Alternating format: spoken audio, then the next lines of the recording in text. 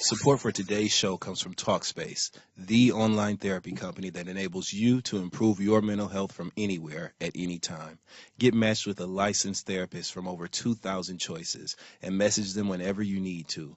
No commutes and no judgments. For a special offer for our listeners, visit Talkspace.com/friendzone and use code FRIENDZONE to get $30 off your first month and show your support for this show. Talkspace. It's therapy for how we live today. Welcome to the Friend Zone. I'm in the zone. My name is Dustin. I'm Francesca, also known as Hey Friend Hey. My name is Asante. This is the Friend Zone. Let's start the show. I'm in the zone. Brooke, I'm going to do what you can't do and what April and Simone are too good of people to do, and that's just going to be petty for a minute. Ah! Oh, Angela. Oh, bye, Angela. girl. Oh, bye. Angela. We did it already on the podcast, April, but bye, honey. You have never represented the community. You are skin folk. We don't own you like Zora. Goodbye. Good riddance. Goodbye. Deuces. Angela, Out. Angela, you know. That's Goodbye, right. good Goodbye. riddance, goodbye. Bad bye, as a matter of fact. I don't want nothing Yes. good coming from her, Bad to bye. her, around her, near her. Bad bye, Omarosa. That's all I have to say. Bad bye. Allow the doorknob to hit you where the good Lord split you, please. Justice for Kwame. Oh, my God. Justice for so many people. And how about this? Who's Injustice Kwame? for Omarosa. How about that? So when Omarosa was first on The Apprentice, there was another brother on there, right? Named Kwame. Oh, And you know, God. Omarosa was taking Kwame down. I don't know why she was trying to do that. Because she wanted to win. Because she wanted to win, yes. But, you know, where there was allyship, she just decided to burn that bridge immediately. And that's why that ass got the boot on that episode. And that's why she got that boot from the White House. Moving left and right along. Fuck that bitch. And as Angela Rogers said, ah! I mean, it just, for me, I look forward to moments where I can legitimately do things like that. Laugh with just cause. You know what I'm saying? Scowl with reason. Seethe with integrity. I like to do all Seethe that with kind of stuff. integrity. And so the fact that Omarosa got thrown out of the White House on her ashy black ass, I am so happy. And that is so what she deserved. I have never, this is the equivalent of like. She didn't get thrown out. Would she get kicked out? Booted She out? what did she say? She said she resigned. Let her tell it. She was kindly escorted off. Baby, they threw her all that blue grease that was in her office. They threw all them bobby pins in her desk, all them damn shoes and bandolino slingbacks under her desk. They threw all them Dustin. shoes and shit. She keep under her desk. Her little, that little Why is he ergonomically so One correct. more. specific? That One wrist more. thing that she types over, that support for her wrist, with all that dust up So she under don't it get and the shit all carpal up tunnel? under the bottom. They didn't threw that shit all out. It is gone. And I'm so happy. I wish they had thrown her away with the trash. That being said, welcome to the Friend Zone, your weekly look into all things mental health, mental wellness, and mental hygiene. Because who in the Omarosa's old office wants a musty brain? I know I don't. I mean, if there ever was hell personified, I would think it would be Omarosa's quarters. So how was your weekend? My weekend was good. It was real good. How was Detroit? You went back home. I did. I was able to go to Detroit in support of the Read and host their pop-up shop along with Asante and their live show. It was very good to be home. Yay. How long has it been? Very long. That's It had been crazy. about a year, actually. Damn. And so the last time I was home was at my first cousin's funeral. And so I hadn't been back home since then, but being home this weekend was kind of cool. It was a very brief trip, which I appreciated because I wanted to be in and out and busy while I was there. So it was great. Shout out to the Read and all the love we got. The audience was amazing. Did you guys go to that club you were telling me about that you said was dope as hell? Oh, yeah, baby. We went. We didn't get in there until late. We got there at 1:40? 1:30, and they closed at 2. So we were Oh, only in there for damn. 20, 30 minutes. But Perfect it was, time for But me. still worth I mean, it. it was so wonderful. Cute. Yes. I didn't see it on your Snap or anything. Oh, baby, the game is to be sold, not to be told. Okay? Oh, Lord Jesus. What about you, Asante? It was great. I was with Dustin in Detroit for the Read. It was an amazing show. It was the last show for the Read of the year. So Great crowd, great energy. I've been getting over this fucking stomach bug. Dude, Outside of that, I'm here. I'm blessed. I'm here. It's the end of the year. I'm going to make it to the next one stronger and better than ever. So I'm not going to be complaining. Everything's peaches and cream over here. What about you, friend? How was your weekend? It was good. I was in D.C. for the Team Typing Fast event. Yes. Shout out to our very, very beautiful sis Kia and our other beautiful sis Jade. That's right. Yes. I was supporting them. Just, I'm fully aware of how much work it takes to put events together on your own. So I know that every little bit of volunteering and help that anyone offered us on our tour makes a world of a difference. So I wanted to make sure and do the same. So I was there stuffing bags and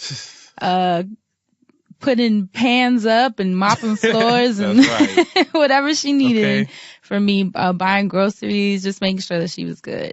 That's And what's she up. got the opportunity to just get pretty, beat her face, put on a cute ass outfit, and just be amazing. Her event was flawless. Literally flawless. Shout out to all her friends who were there and held her down. She had like a team of like 5 women that each, had their position and did everything that needed to be done. I thought that was really awesome. Go ahead, Man. Kia. Yeah, and shout out to the women that came out. There was a woman that traveled all the way from Texas, and people, jumped on flights, drove for hours. Nice. And that was her first event, and it's definitely the start of a tour. Wonderful. Like, no question about Amen. it. Yeah, I don't think anyone in that room doubted that for that Wonderful. moment. So I'm excited to see that flourish. Shout out to you, Kia, and Yeah. Getting Grown Shout out Pod. to Kia. Shout out to DC. Always showing love, man. I know, man. Always supporting on DC. It was perfect. Sold out, flawless, amazing conversations, and the women all bonded pretty quickly. So it was dope. That's what's up. Yeah, and that was my weekend. Hey, man. Are you guys ready to jump into the recap? Might as well. Shit. So let's do that.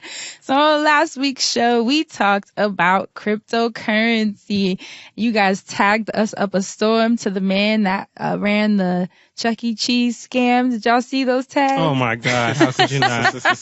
He sold Chuck E. Cheese coins, pretended they were Bitcoin, and made, I think, like $1 million He sold them, but who bought them? That's what I want on to the know. street. You That's got why to I'm be- like, there's I mean, something about this story that I just refuse to believe. I can't believe that. Man. $1 million on the street? But you know what? Somebody emailed in talking about a rapper out of Detroit, how they used to scam using Bitcoins. And like in the video, he's rapping and he says something about Bitcoin. I'm like, no. These niggas do not just have Bitcoins and they don't even know what they're sitting on right now. And even people were messaging us about the movie Dope. Remember in Yeah. Dope, Oh, they talked yeah. about Bitcoin too. So that was pretty cool. But yeah, you guys have been tagging us to that. And the other thing about the Chuck E. Cheese coin, there's a rat on the coin. I don't know. That just don't make no sense to me. And let me tell you this though, if you got one, if you bought that, you got your money's worth. You deserve some discipline for what you did to Candy. If Oh you bought a Bitcoin No, you didn't. off the goddamn street, okay? You deserve it. I'm sorry. That is the most ridiculous thing I have ever heard of in my life. A grown ass man peddling Chuck E. Cheese coins. He probably had on tennis shoes when he was selling them too. What kind? Probably some dirty ass Asics. I was going to say some I K love Swiss maybe. Asics. Yeah, not his though. Ooh, Y'all, Chuck E. Cheese coins. They didn't even look at the coin. Chuck E. fucking Cheese. I can't lie. I can't. That's what I'm saying. If you took that, hey, you deserve it. So that was our episode. Thank you to Zion, also known as Clout Crypt 06. You guys showed Hey. him so much love. Do you know his Twitter grew by about 1,400 new followers I'm talking about. Yeah. after our Hey. episode. So that was really dope to give him that alley-oop and that platform, because I think we need more young people in tech putting that conversation at the forefront. So thank you, Zion, and to all his friends who were supporting him and being like excited that he was on the show. I'm gonna change his name. I got a nickname for him. Oh God, here we go. I do, and I started to call it last week, but he was in this mode, and I didn't want to interrupt with some bullshit. You know what I'm saying? But I do have a nickname for him. Oh no. Because Zion is too much. That's Lauryn Hill's son name. And it's confusing. You know what I'm saying? I start thinking about the song. I can't focus on the lesson. It's too much. But I do it. And his nickname is TC, What does it stand for? terms and conditions. Because that nigga is a walking, talking terms and conditions. my I God. never, you know the terms and conditions, right? You got to check the box, read it next time. And you watch. It's the best thing ever. And that's why everybody started following him, because he's literally a breathing source of information. Someone He's so tweeted knowledgeable. that did y'all see the tweet? I retweeted it on our Twitter where it said, he didn't understand. Some kid was like, I didn't get this episode. He's talking an IP address. Okay. Shoot. Y'all were funny. It was He's smart a as nice hell, mix man. of people being like, what the fuck was this about? And people being excited Look, about it. in his defense, and not that he needs to be defended, he went to Georgia Tech. So he, look, in Levels. engineering, We ain't tried. supposed to, look, we We ain't supposed to tried. understand half the shit he talking about, really. He But did exactly what he was supposed to do. But along with him going to Georgia Tech, not to get too far off topic, Mhm. there was a hashtag that he was a part of, or I think he retweeted, I saw on timeline, Black Kings of GT. Mhm. Shout out to that hashtag, because I got to see all of the awesome black men that have gone to Georgia Tech. And he's an alpha too, so shout out See? to the alphas. Shout out to just black men doing big things out here now. Want to shout that out. So let's jump into the recap. What stood out to you, Asante? Shout out to everybody in the emails. A lot of people were real touchy about sharing their names. I have fun. But, okay. But Jared decided to say that he was shook when we were talking about Bitcoins and the worth of them, because years ago, Jared and his friends, they used Bitcoins to buy fake IDs when they were in college. Oh shit! So how? Jared writes, Bitcoin wasn't worth nothing. I thought it was just for the dark web stuff, and we was sending hella Bitcoin so some man in China could give us our fake IDs. Last week, my friend hit us up saying if we didn't buy our fakes and just left our coins in, we could have been rich. SMH, I'm about to get some more though and be the cryptocurrency king. Thanks for all y'all do. Damn. So somebody else thinking that it was some dark web shit, lost out on some money over So a he damn got cheap like ass. $18,000 fake ID right now. Well, you know what? He was probably on the up then when he got the ID for the Bitcoin. Then now, nope. So Not good. so much. What about you, Dustin? What'd you find in these Twitter streets? First of all, they sending you stuff about Bitcoins and shit. Somebody sent me a picture of a damn bit of honey. I said, no, what in the hell did this got to do with the show last week, man? Dustin. It's a Bitcoin, not a bit of honey.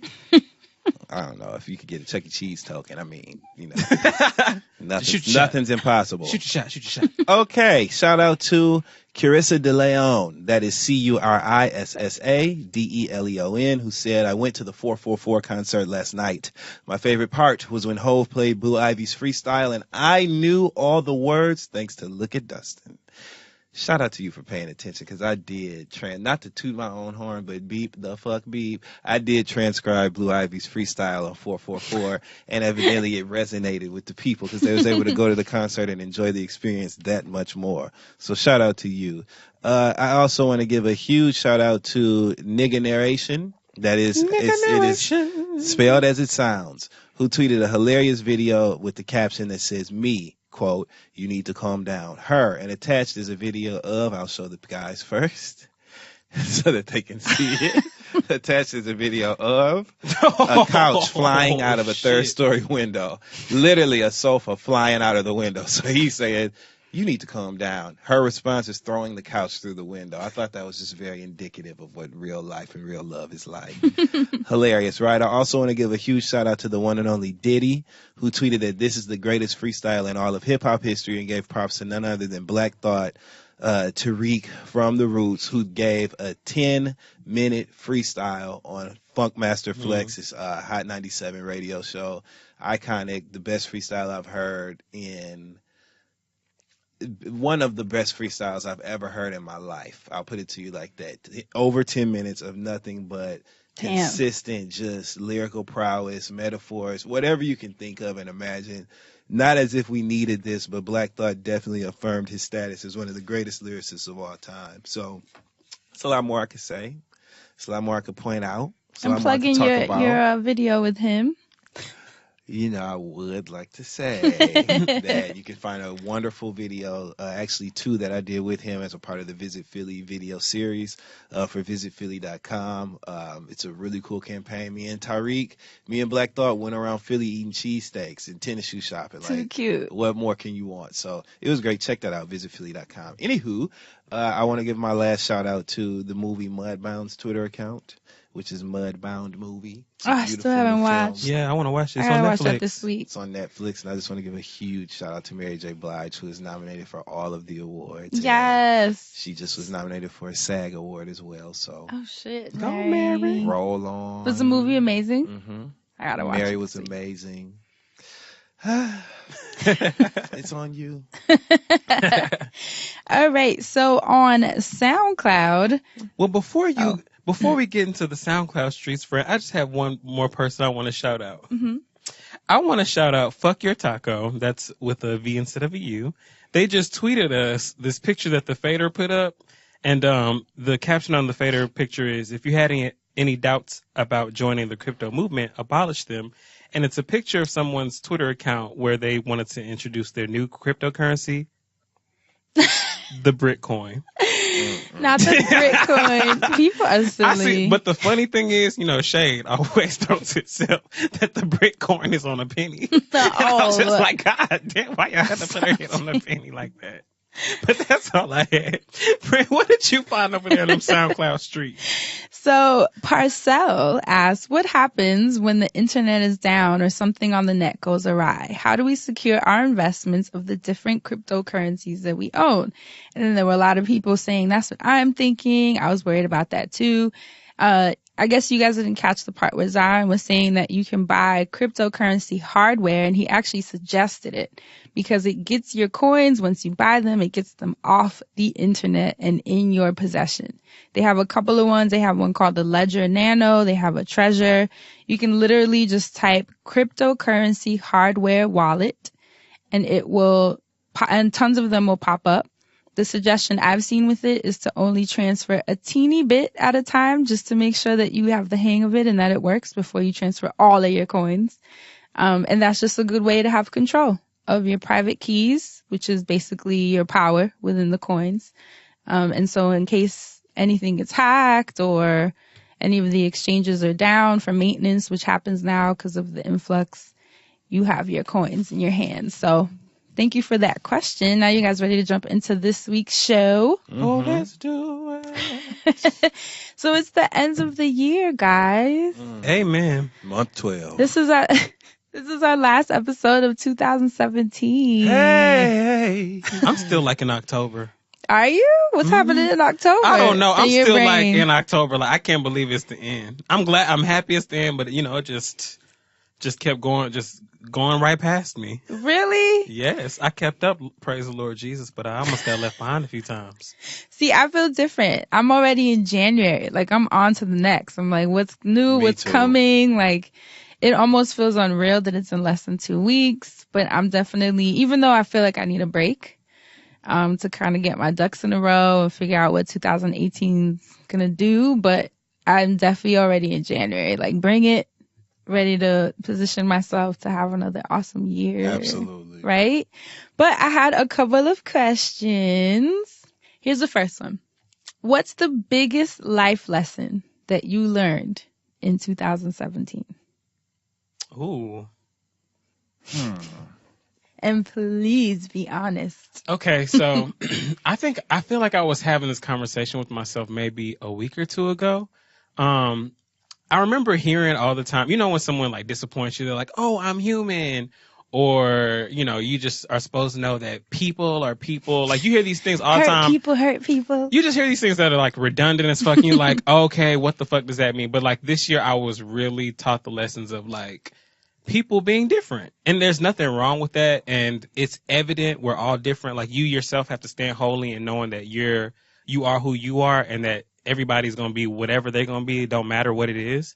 And so I really had to learn the tough lesson that people are different. Like, whenever I would have like similarities with people or bond with people or click with people, you just still have to be ready for any sort of, it doesn't even have to be like friction or differences. It's just kind of like, I don't even know what brought me to this point. It was so weird. It was like I was talking to someone and we were basically saying, it was like, when that one line where Kanye raps and it's the synonym. It's like me and this person, we were like saying the same things, or we wanted the same things, but we just couldn't line up what we wanted with what we were saying to each other because we communicated differently. And as I was going through that, I was like, man, like, everybody is all like different. Like, everybody is worried about a different set of things. Like, everybody is like, perspective is on something different. Like, people are at all different places. And it was such a lesson for me to learn because I've always been so stuck in myself. Like, whether I'm true to myself or whether I'm my present self or whether I'm my honest self, like, just always in the self, that it was such a shock to me to learn how different people were. And it's like I've always known it, but to just be dealing with people on these different levels of the same shit was like, I can't believe that everybody's so fucking different like this. Because, you know, everyone treats you like you're the crazy one because everybody is crazy to everybody. Not to say, like, I hate to use that word and people be like, don't use the word. But it's the only thing I can think of. I think of madness when I think of people and how everybody has their shit together, but don't nobody really got their shit together. And even if they do, it don't matter because how they have their shit together is different from what you perceive that to be anyway. Like, it's all relative and just levels of fucked upness. Like, just those hard levels of learning differences. Amen. What about you, Dustin? What was your biggest lesson of 2017? In 2017, I truly learned the importance of being patient. I learned the importance of being a patient person, and I learned the value of patience. And I also learned that you get so many opportunities in life to express patience, and when you do, the benefit or the end result is always way more than the work that it took to get there. So patience for me has truly been a virtue. That means it can be a sandal or a boot. But being patient, though, it has really proven beneficial to me.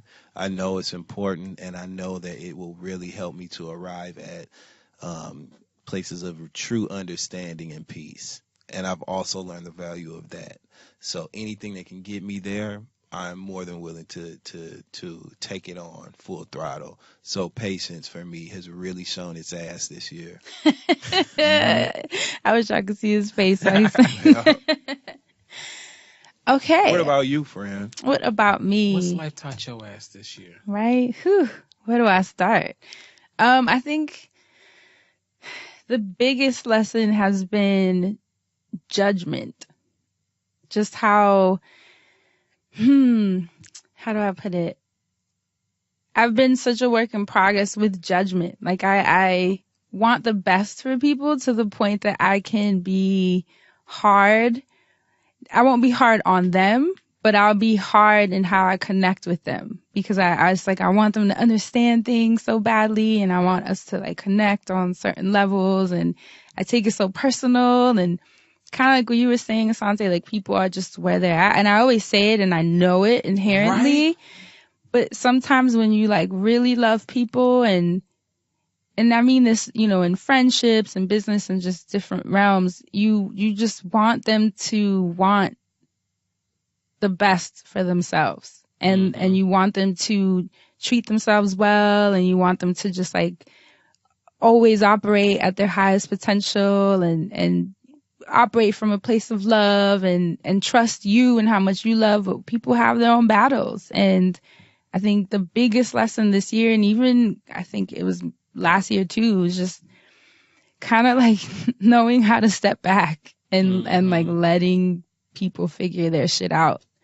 And because I get very wrapped up and I take things to heart and I want to like help people solve it, and I realize that I cannot do that. And then also the judgment that comes with that, with me judging like, well, why don't you want more, and why don't you know? And I can't do that either. I just have to like, I just guess that's what the biggest lesson was. Like how to love people and still have that line of like still letting them be and figuring out what they have to figure out, but still being supportive and loving. And it's just interesting. So that was probably my biggest lesson on a personal level from 2017. Whew, now that we got that shit out the way, what else y'all want to talk about?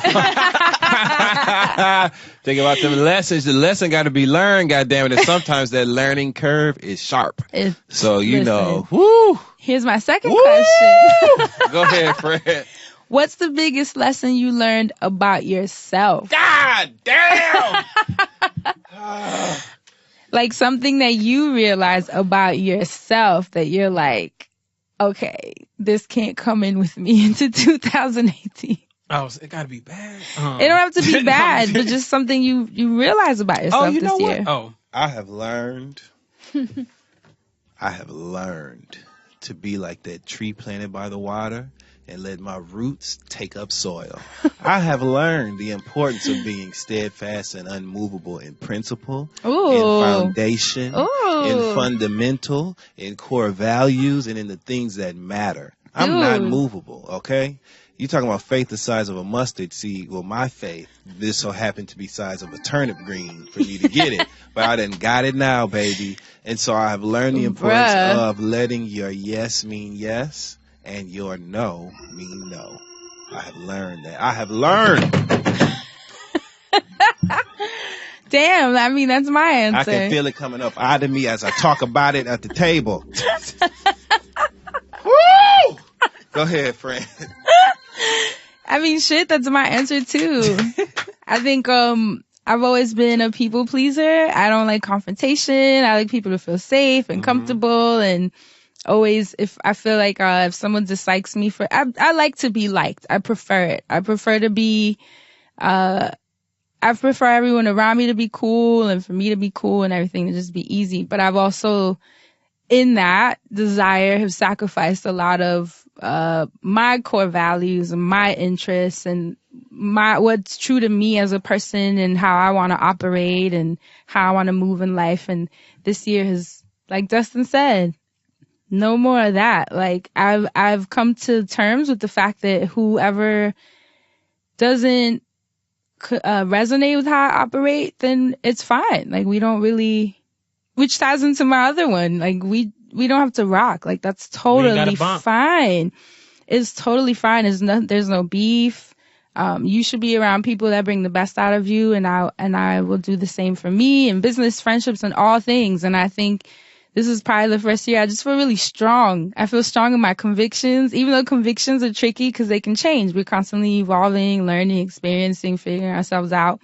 But for who I am right now, who I am today, how I feel, I'm very comfortable expressing it, being strong in it, and admitting that I don't know everything and I'm figuring things out, and just like being happy with being this like lovey, hippy dippy, like I'm just proud of who I am. I'm happy of how I've turned out. I've let go of all my little stories, celebrating where life has taken me now. I'm just a huge like love muffin. As you sit here looking like B. Scott. Right, in my outfit. I'm a little love muffin, and I'm cool with that. And I'm sorry if that triggers people. You know what I mean? Oh, you still mad, huh? You know what I'm talking about. What about you, Asante? What you learn about yourself in 2017?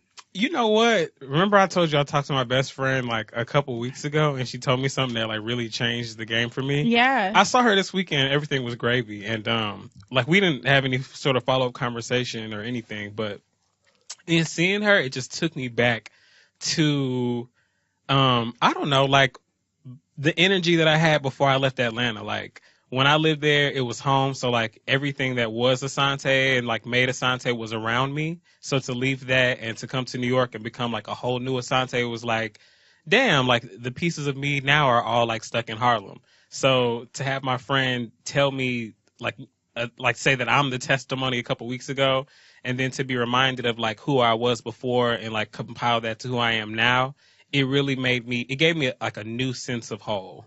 And to be able to like basically just to rewind the conversation that me and my best friend had a couple weeks back, where she was telling me that when I left Atlanta, that I was pretty much like showing them that it was possible. Like I wasn't the first nigga to ever leave Atlanta, but but in your friend circle. Exactly. It's like for whoever's watching you, do whatever you're doing. And plenty of people were watching, because I remember I was talking last weekend about going to the club in Atlanta, how I went back to the club. That time we were in town for your campaign. Yes. And I remember being in the club and everybody being like, I'm so proud of you. Like, what are you doing back here? Don't move back. Like everyone always seeing me at home, telling me not to come home. So to like hear from my best friend saying that when you left home, you not only showed us that you're capable and you're worthy, but it's like you're able to do it. So to have left Atlanta and show that I'm capable and that other people can do it, and then, you know, last year to have left my job, and, you know, a year after that to be able to say I left my job and I was able to do that, I'm capable of doing that. I traveled this entire year. I went to different countries. And I did all this with my friends. Like, it wasn't like I just got some shitty ass job doing whatever and I was in these cool ass places, but I didn't get to enjoy it. I got to enjoy every city I went to, every country I went to. I didn't just touch down and I was like, all right, you don't get to go outside and see daylight. I got to go talk to locals. I got to smoke weed locally in whatever city I was in. Like, I got to do whatever I wanted, wherever I wanted. I got to be the limitless individual that I know that I am. And to experience that and express that and to live that was just like, I'm never going back to no bullshit ever again. You can't. Like, and that's not to be like, oh, I ain't never getting a job ever again. Like, if shit goes sideways or if I see my life plan take me a different direction, like, I'm going to get that resume together and go get whatever job I need or want to get. But as for right now, what I want to do, like, I'm moving right in line with where I want to go. I get to go around the world and, like, experience. So this next year I get to tell this story. And I just think that it's super dope that I was able to do that. After living for so long, working in a restaurant, acting like I was never going to get to go outside after work, and to go from being outside on the playground all day, all night, all the damn time, and showing other people like, come on the playground with me. Like, it's amazing. I can't settle for less ever again. Holler. All right, ready for the next question? No. What's something you accomplished this year that you're super proud of? I'll tell you what I didn't accomplish this year. No. What you have to focus on the positive. Never mind. We'll come back to that. You know what? This year I got a chance to actually participate in the Native Son campaign, the Native Son Master Style campaign, I should say. And that I was very proud of because, as you know, it's not easy being different from everybody else, especially when you're a kid. And you go through a lot of experiences where you are completely experiencing something that's the opposite of a celebration, right? And so to be a part of an organization of really, really accomplished men who are so proud of their identity and are so proud of the things that legitimize who they are creatively and in their careers and professionally, that was a new experience for me, even at my age. And so seeing a gathering of men like that, the energy being so positive, not one disagreement, not one conflict, just everybody celebrating each other and the fact that we just simply were, that was a life-changing experience for me. And I did walk away from that a little bit different than I was when I came. So I am very proud of that. As I stated when I was on stage and gave remarks, Emil Wilbekin is somebody who I definitely admired professionally and also personally, just because he mixed what was different for me right in the center of what was cool to everybody else. And so seeing him in the middle of those spaces let me know that I could kind of balance the two worlds, and it made me a lot more comfortable with things that were natural to me, like enjoying music with explicit lyrics and things like that. You know what I mean? So yeah. And might I add that Dustin was the best spoken, best dressed, and I was just so proud of him when we were all in the audience like, he's so good at this. I love you, but that was really that was dope, and I'm really proud of that. Awesome. It felt really good. Shout out to Shameless Maya. It felt really good to be shameless. Yeah. Like literally just be like, okay, this is what it is, but guess what else it is? And let's talk about all of that stuff. So it was really a full circle experience for me. Nice. Yeah. What about you? What were you most proud of this year? Jumping into the ocean in Barbados. Oh my really? God. Yes. That's so sweet. Yeah, I don't swim enough at all. The hippie in me is like, yes, appreciate Earth.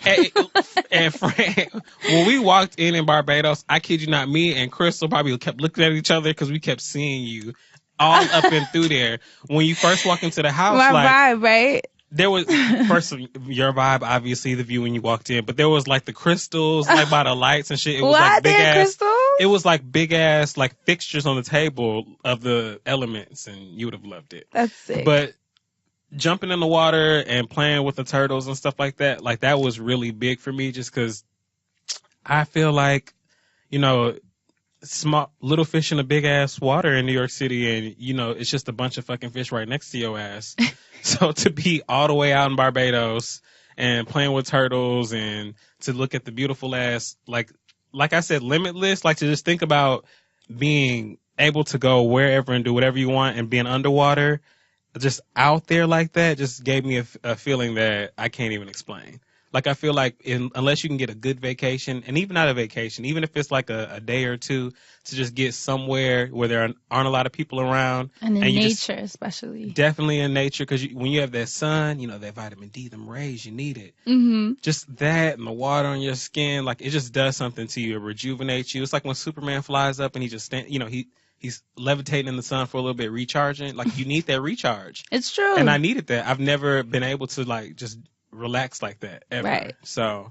And that was my favorite part for you guys, because when do you get to just, like, turn off fully? You know, like your mind, what you're worried about, work, all that. We are constantly moving, creating. So I was happy that you guys got to sleep and swim and be on a boat, and welcome to how my brain moves. It's literally what my life is like in my brain. I'm gonna be there all the time. Right, now you know. You did a lot of things this year. I mean, this was a fucking amazing year, and I'm not even gonna say the obvious, which would be the tour. I think I'm really proud of myself for not drinking or smoking or dating and being completely sober to the world, which for me, because I'm not trying to be a preacher, for me was important. It was important for me to know that I could do it, that I had the discipline, that I could face my problems head on instead of running to a crutch, which was what I was always doing. And I just needed to know that I was strong enough, because now what happens is when I'm faced with something and it hits me immediately, I know what to do, because I gave myself a whole year of needing to know what to do. And what was happening last year was that I didn't give myself time to figure out what Fran would do in the face of like all these challenges and adversity, because I just smoke or drink, or I don't have a boyfriend that would distract me, you know? And so this is a very sober year. And it was hard. It's probably one of the hardest as far as like, not having any like crutches. That was hard. But the difficulty of it also, like the challenge of it, just made me step my shit up, which I think now, that doesn't mean that anything that happens, I'm like, you know, Captain America or Captain Planet, where it's just like, boom, slides off of me. But I think I'm way more equipped than I was a year ago. And so for that makes this my strongest year yet. And I'm proud. And it wasn't easy, because even one thing I learned is how triggering that can be for other people, which was really confusing for me, because it's not like you guys are around me. I'll go with you to a bar. I'm not sitting there looking at you like, why are you drinking that? Right. Or you guys smoke. I'm not staring at you like, your lungs would be so much healthier. Like, I don't do any of that. I'm in my own world. Y'all are in your own world. But then people would ask me, do you want a drink? And I'd say no. And they'd go, why? And I'm like, I don't drink. And it's this like face, like, well, excuse me. Automatically, it's like, you asked. I didn't say, I didn't even bring it up. Right. Like, or with the smoking, and immediately people think you have an air, or it's weird. It's weird how it triggers people. And I didn't realize that, because it was never my experience. And I was weird to see how many people found me annoying. Some shit. For not partaking in what they wanted to be a part of in that moment. For you. Right. It was just so weird. Stupid. Such a weird thing. But let that be a testament that if you feel like it's right for you, whether it is to drink or it is not to drink, do it. Do what feels right for you, regardless of how people react to it. Because that was weird this year. But I'm proud of myself, because now it's been a year and a half. Yes. Isn't that crazy? I remember when I was saying I was going to stop. Man. So I'm curious how, you know, that will bring me into the new year. Sober and happy and complete and whole and not lacking nothing. And people are like, are you going to start drinking again? And I'm like, I don't think so. I haven't craved it. No New Year's toast? No, I don't know. You know what? I won't say no, because that's the problem. We start becoming so like so stringent and limiting. I don't want to do that. I know that for now, I have no interest. And that's what it should be about. Yeah, and if it comes up where I'm like, fuck it, I'm gonna drink a Coke and Henny tonight. And I would call you on FaceTime and I'm like, good morning. As long as it ain't Crystal's Henny, because then you're killing two Oh, birds no, with no, one no, stone. Hello. No. Just let you know now. No, that'll be a picture of me passed out on her couch in that case.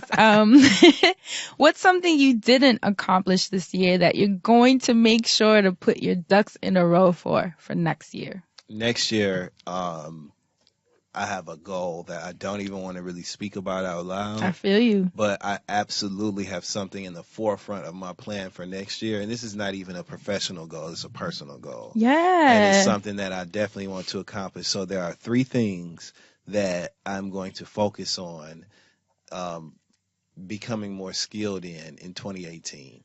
3 things for me. 3. Yep. And you'll see them as they mature into the form that they need to be in order to be presentable. You guys will see them, but it's something that takes time, and I'm just really excited to learn. I have a thirst for learning for this year. I don't know what it is, but I feel this natural thirst for, like, I have an appetite for new information and new skills. For this year, it's something, I don't know, I just feel it. And so I'm really excited. I just had a conversation today setting in place 2 of the things. So today, it's so funny you asked me these questions. And for those of you that are listening, Asante and I went blind into these questions that Fran had pre-selected. But It's the only way they would have answered. Yeah, exactly. I got to be Stevie Wonder to the bullshit. But remember some more said if Stevie Wonder was her man, he would have one outfit in the closet. Oh my God. She said she would have a walk-in closet full of shit and take Stevie's hand and run it across all the arms. You feel all this shit is yours. All of this shit. Look at you, you did so good for yourself. All this shit is yours. She said that nigga would have one outfit. Oh my God. Anyway, we went blind into these questions, and it's so funny you asked that because today, like I said, I had 2 conversations setting up 2 of the things. Yes. And the other goal is in place as well. So I'm just excited about that. And I would share them, but to me that just ruins it. You know? If you learn nothing We'll watch else. as they unfold. That's right. You got to be Beyonce with your shit and just shut the entire fuck up sometimes. And those were things that you wanted to do this year, but you just didn't have time for? Things that yes, that is true. And I also did not make them a priority. Got you. I didn't. I wanted them and I wanted to learn them, but I did not make them a priority. For 2018, that's changing. I'm wondering if one of them is a language. It is not. Oh. Well, you'll see. Right? Just trying to see. Asante, what's something you didn't accomplish that you're ready to get your ducks in a row for? I'm gonna choose because there are a couple of things, but I just have things I'm really excited about, but I don't want to talk about them yet. Acting class. I wanted to get back into improv last year, and I just never found. I remember you doing improv. I just never found, like, a girl I went to high school with who listens to the show, by the way. J-Patch, hit me up. We just never got together because she's been doing plays, which is really dope. So she'd just been out of town, but she was going to connect me with some people because I wanted to do improv. If you work a certain comedy circuit, there's like the UCB and all that, which is cool, and I want to do that. But I also want to do like independent improv stuff, like community improv, because I think it's when you see these comedians that come up out of like nowhere, they've all been like working these circuits, like they've been in these communities. So like I want to get in these communities just so I can make my face known. And as I start to build whatever I'm building outside of the improv class I'm taking, maybe I'll be able to like have eyes for people, so I can be like, hey man, I got this idea for this show, and I feel like you can help, and we can all do something really dope. So, oh yeah, I forgot you saw me do improv at at that spot in Harlem, right? Yeah, yes, that was sick. 'Cause I had no idea. Yes, I forgot about that, and even that was me out of practice. So. Well, if that's out of practice in 2018. That's why I wanted to get back in the class, because I don't have the dire, like, I have to get back on stage as much as I just want to stay in practice and have the fun, because there's nothing like the camaraderie of improv. Like, once you know the rules and you follow it to a T, it's nothing but fun. Like, don't deny, and always like that's my biggest thing, because I hate be in situations. Like, I always try to add to something, so people are always like, what the fuck are you talking about? And it's literally like, I've just decided to add to something for no ass reason because this is not improv, so I'm going to take my black ass over here. But like improv, like it's all about like adding, like you're adding to a scene, you're adding to this, you're not like taking away. Like and I just think that's cool and fun as hell, and I just am dying to get back into it. And thinking quick on your feet Yep. and sharpening your wit. Yeah, that's amazing. I'm excited. Okay, so you did it. So what about you, friend? What are some things you got coming up? An album, perhaps? No, you didn't. No, you didn't say baby. Don't y'all start. No. Some Mixtape. No. This year I decided that I was, my focus was on trusting working with people because I'm someone who is, when you like, if you're going to get it done right, I'm going to do it myself. That mentality is cool, but it's also extremely limiting. There's but so far you're going to get trying to do everything by yourself. And I was really happy to be doing this podcast with you guys because it's not by myself. I was happy to do the tour with Haas and Jara because it's not by myself. I have to trust in my partnerships and trust that they want whatever we're working on as badly as I do and that they're going to come at it, full force and make it great. That's scary for me because I'm the person in the group project that was always like shook, I always over contributed because I was shook of people not contributing enough. So I want to break out of that mentality. So that was my focus. But I also want to retire as an introvert. Like, I'm over it. Not saying I'm going to be at the club. Damn, I was just finna be like, girl, New Year's Eve. No, but I just want to be more involved. Like, I feel you. do you know what I mean? know And to exactly be what you honest, I mean. don't even really know what that means because I was having the discussion. Maya was like, what do you mean? You going to join a church? I'm like, I don't know. It's not. I really don't know what that looks like. But what I know is that I don't want to.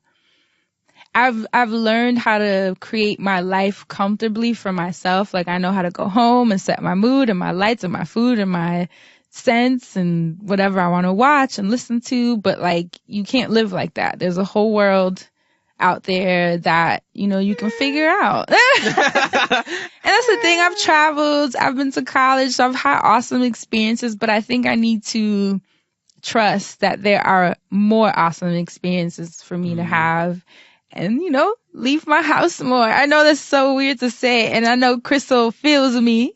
Look, she listening right now, just like, I know, girl. She on the couch right now, like, yes, girl. Even right Fury, here. you guys, like, we always joke about the fact that we don't leave our house unless it's work related or we have a plane to catch. And honestly, that's not cool anymore. I don't want to be that person. I really don't. I really It's cold don't. outside. That's all I can do. Seeing my grandma hella sick, I'm just like, I can't be this introverted. It's getting old. I want to break out of that and just have more fun. But I just got to figure out what more fun looks So like. stepping out more. Yeah. I support this, and I cannot wait to participate in Oh, this. God. I cannot wait to make suggestions that are applicable for this.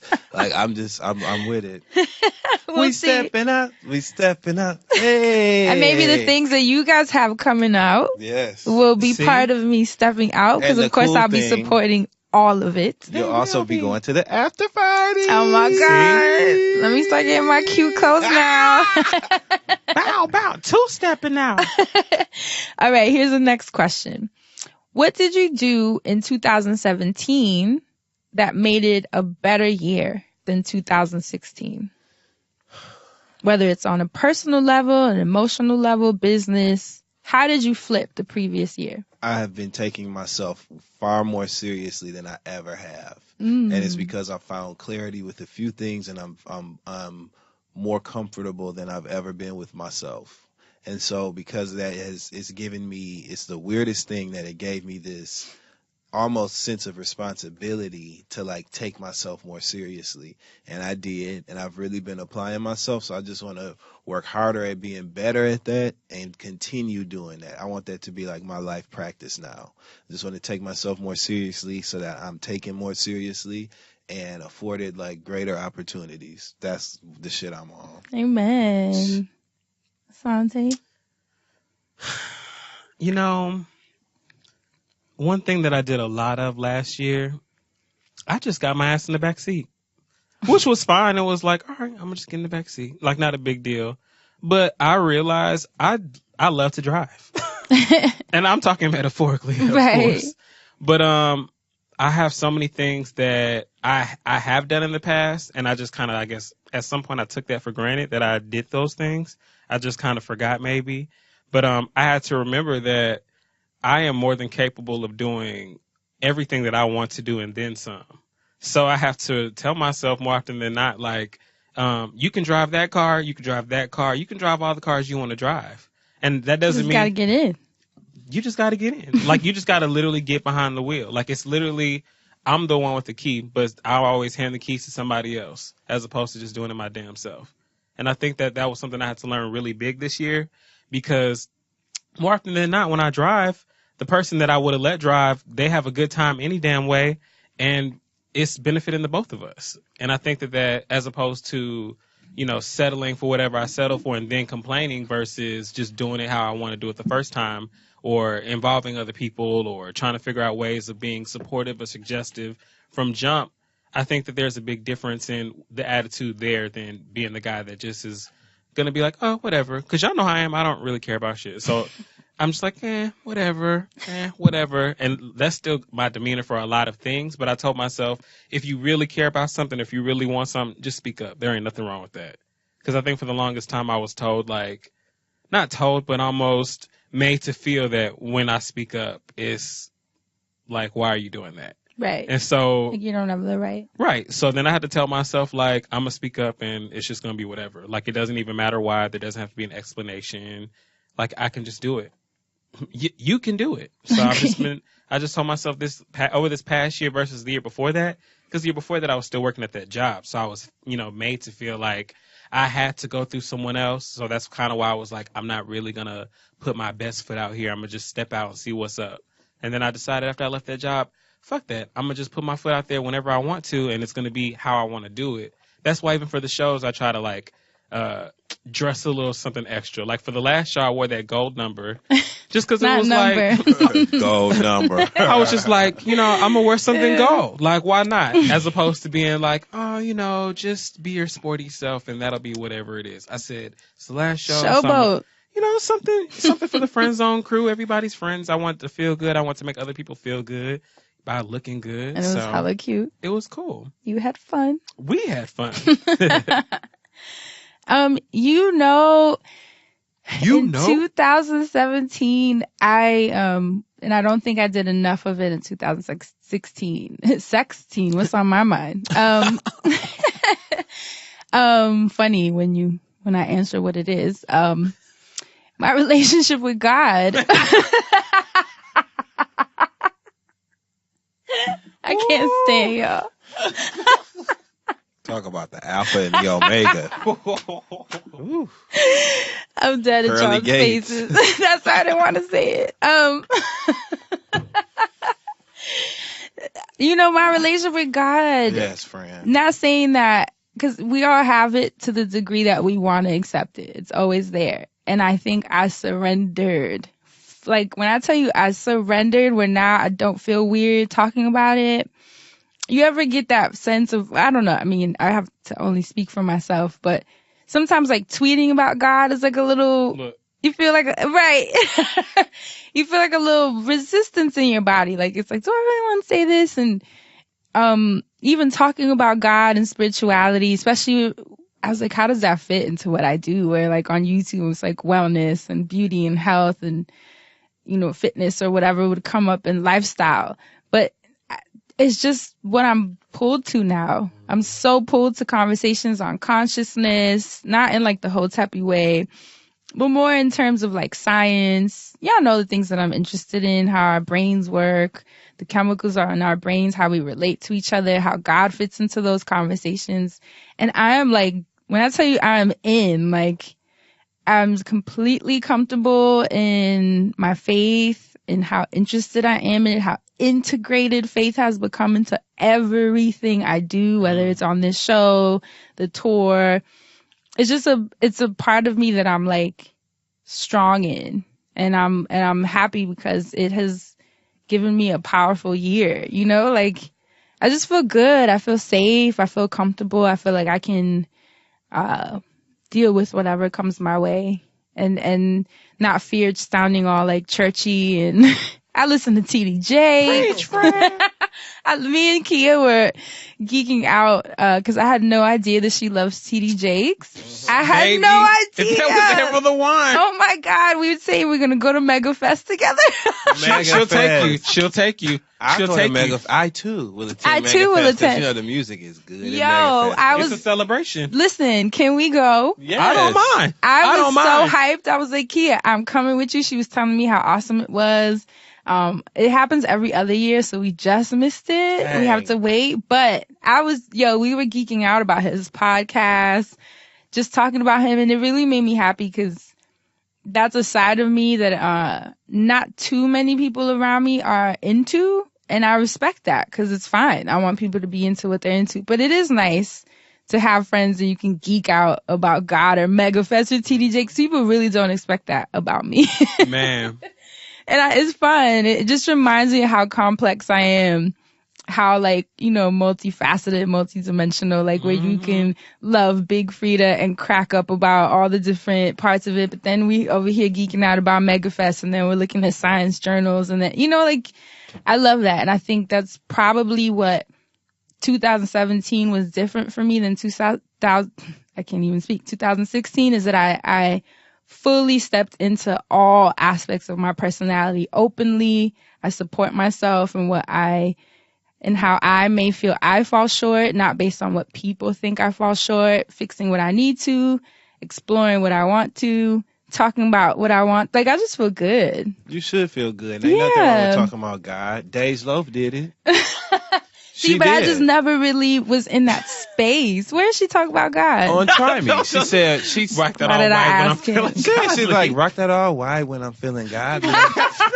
So my thing is, you know what I'm saying? Everybody got a little bit of God in them. Like, rock I don't that know all why. white when I'm feeling godly. Like I that. don't know why. So That's why I you, said- baby, listen, let me tell you, and that's in the middle of a song where she literally says, let a nigga try me, I'ma kill his whole motherfucking family. Oh my Okay, that's the chorus of the song in that same And song. I ain't playing with nobody. In that same song, she says, rock that all white when I'm feeling godly. So everybody I'm got about to that tweet side that. at that time. Yeah, don't you feel bad, baby? There's a bomb. Not Brian a is bone. currently in the studio in all white. No, I'm just All right, here's the final question. Yes. And the final hot button issue of 2000. We don't want no devils. We don't. Shout All right, out to so- Dream Kardashian who orated that on the Life of Pablo. I don't care what nobody say. That was Dream No, Kardashian. it's not. She done been through a lot. Go ahead, friend. Overall, how would you say 2017 treated you? And how did you treat it? 2017 professionally for me was a year where I saw results of hard work, and that has encouraged me, ever so much. 2017 was a year that I learned how to manage, unpack, and adjust sadness. And that lesson has been invaluable to survival for me. So this year, those are the two. Overall, I can say that 2017 was good to me because I learned a lot and I did my best. I fell short, but I did my best. Amen. So 2017, I learned a lot. It was a funky bitch. You know what I'm saying? The election and all that shit, Oh, dealing with gosh. all of that. Triggered. Every day going outside. I can't look at red hats. I don't even want. I got a Washington Nationals baseball cap that was like my favorite hat in the world. can't Even with even wear it no everything. more. I don't even be wanting to put it on because it's red, and I just. So it was a lot with that, but everything, even all of that, it made me work that much harder at being a better Dustin. And so I'm just grateful for that, and I'm excited about being better at being better. Yay. So, yep. Asante. Give me the last question one last time. Overall, how would you say 2017 treated you, and how did you treat it? 2017 treated me like a prince. Oh, And I treated it like... Let me think of something responsible to say. I mean, I treated this year like college. I'm not gonna lie. I needed that. Your freshman year of college, you're like getting acclimated to what it means to be out of like high school, and like it's like your first time being independent in a sort. So like, because this was the year of breaking free from that job, it was like the first time I had to really like put together like who Asante wants to be as a person on a regular basis. And without having to do that in like a militaristic way, my schedule just kind of kept coming together. Like every time I turned around, there was an opportunity or an offer or something somewhere. And I thought that was like the craziest thing to me, because I was always at work wondering, like, when I leave this job, what the hell am I going to do? And the minute that the job was gone, I had other jobs lined up. I didn't even have to wonder. I didn't have to say, all right, I got 2 months left on this job. What's going to happen the third month? Like, it was like, all right, I just got to knock this month out because I have X, Y, and Z to do next month. And then before the next month was over, I'd have more to do for the following month. And I think that was like crazy to me, that every time I turned around, I had something to do, versus I was turning around and just having nothing to do. Like, you don't work no job where people are going to call you, come in looking for you if your ass don't show up.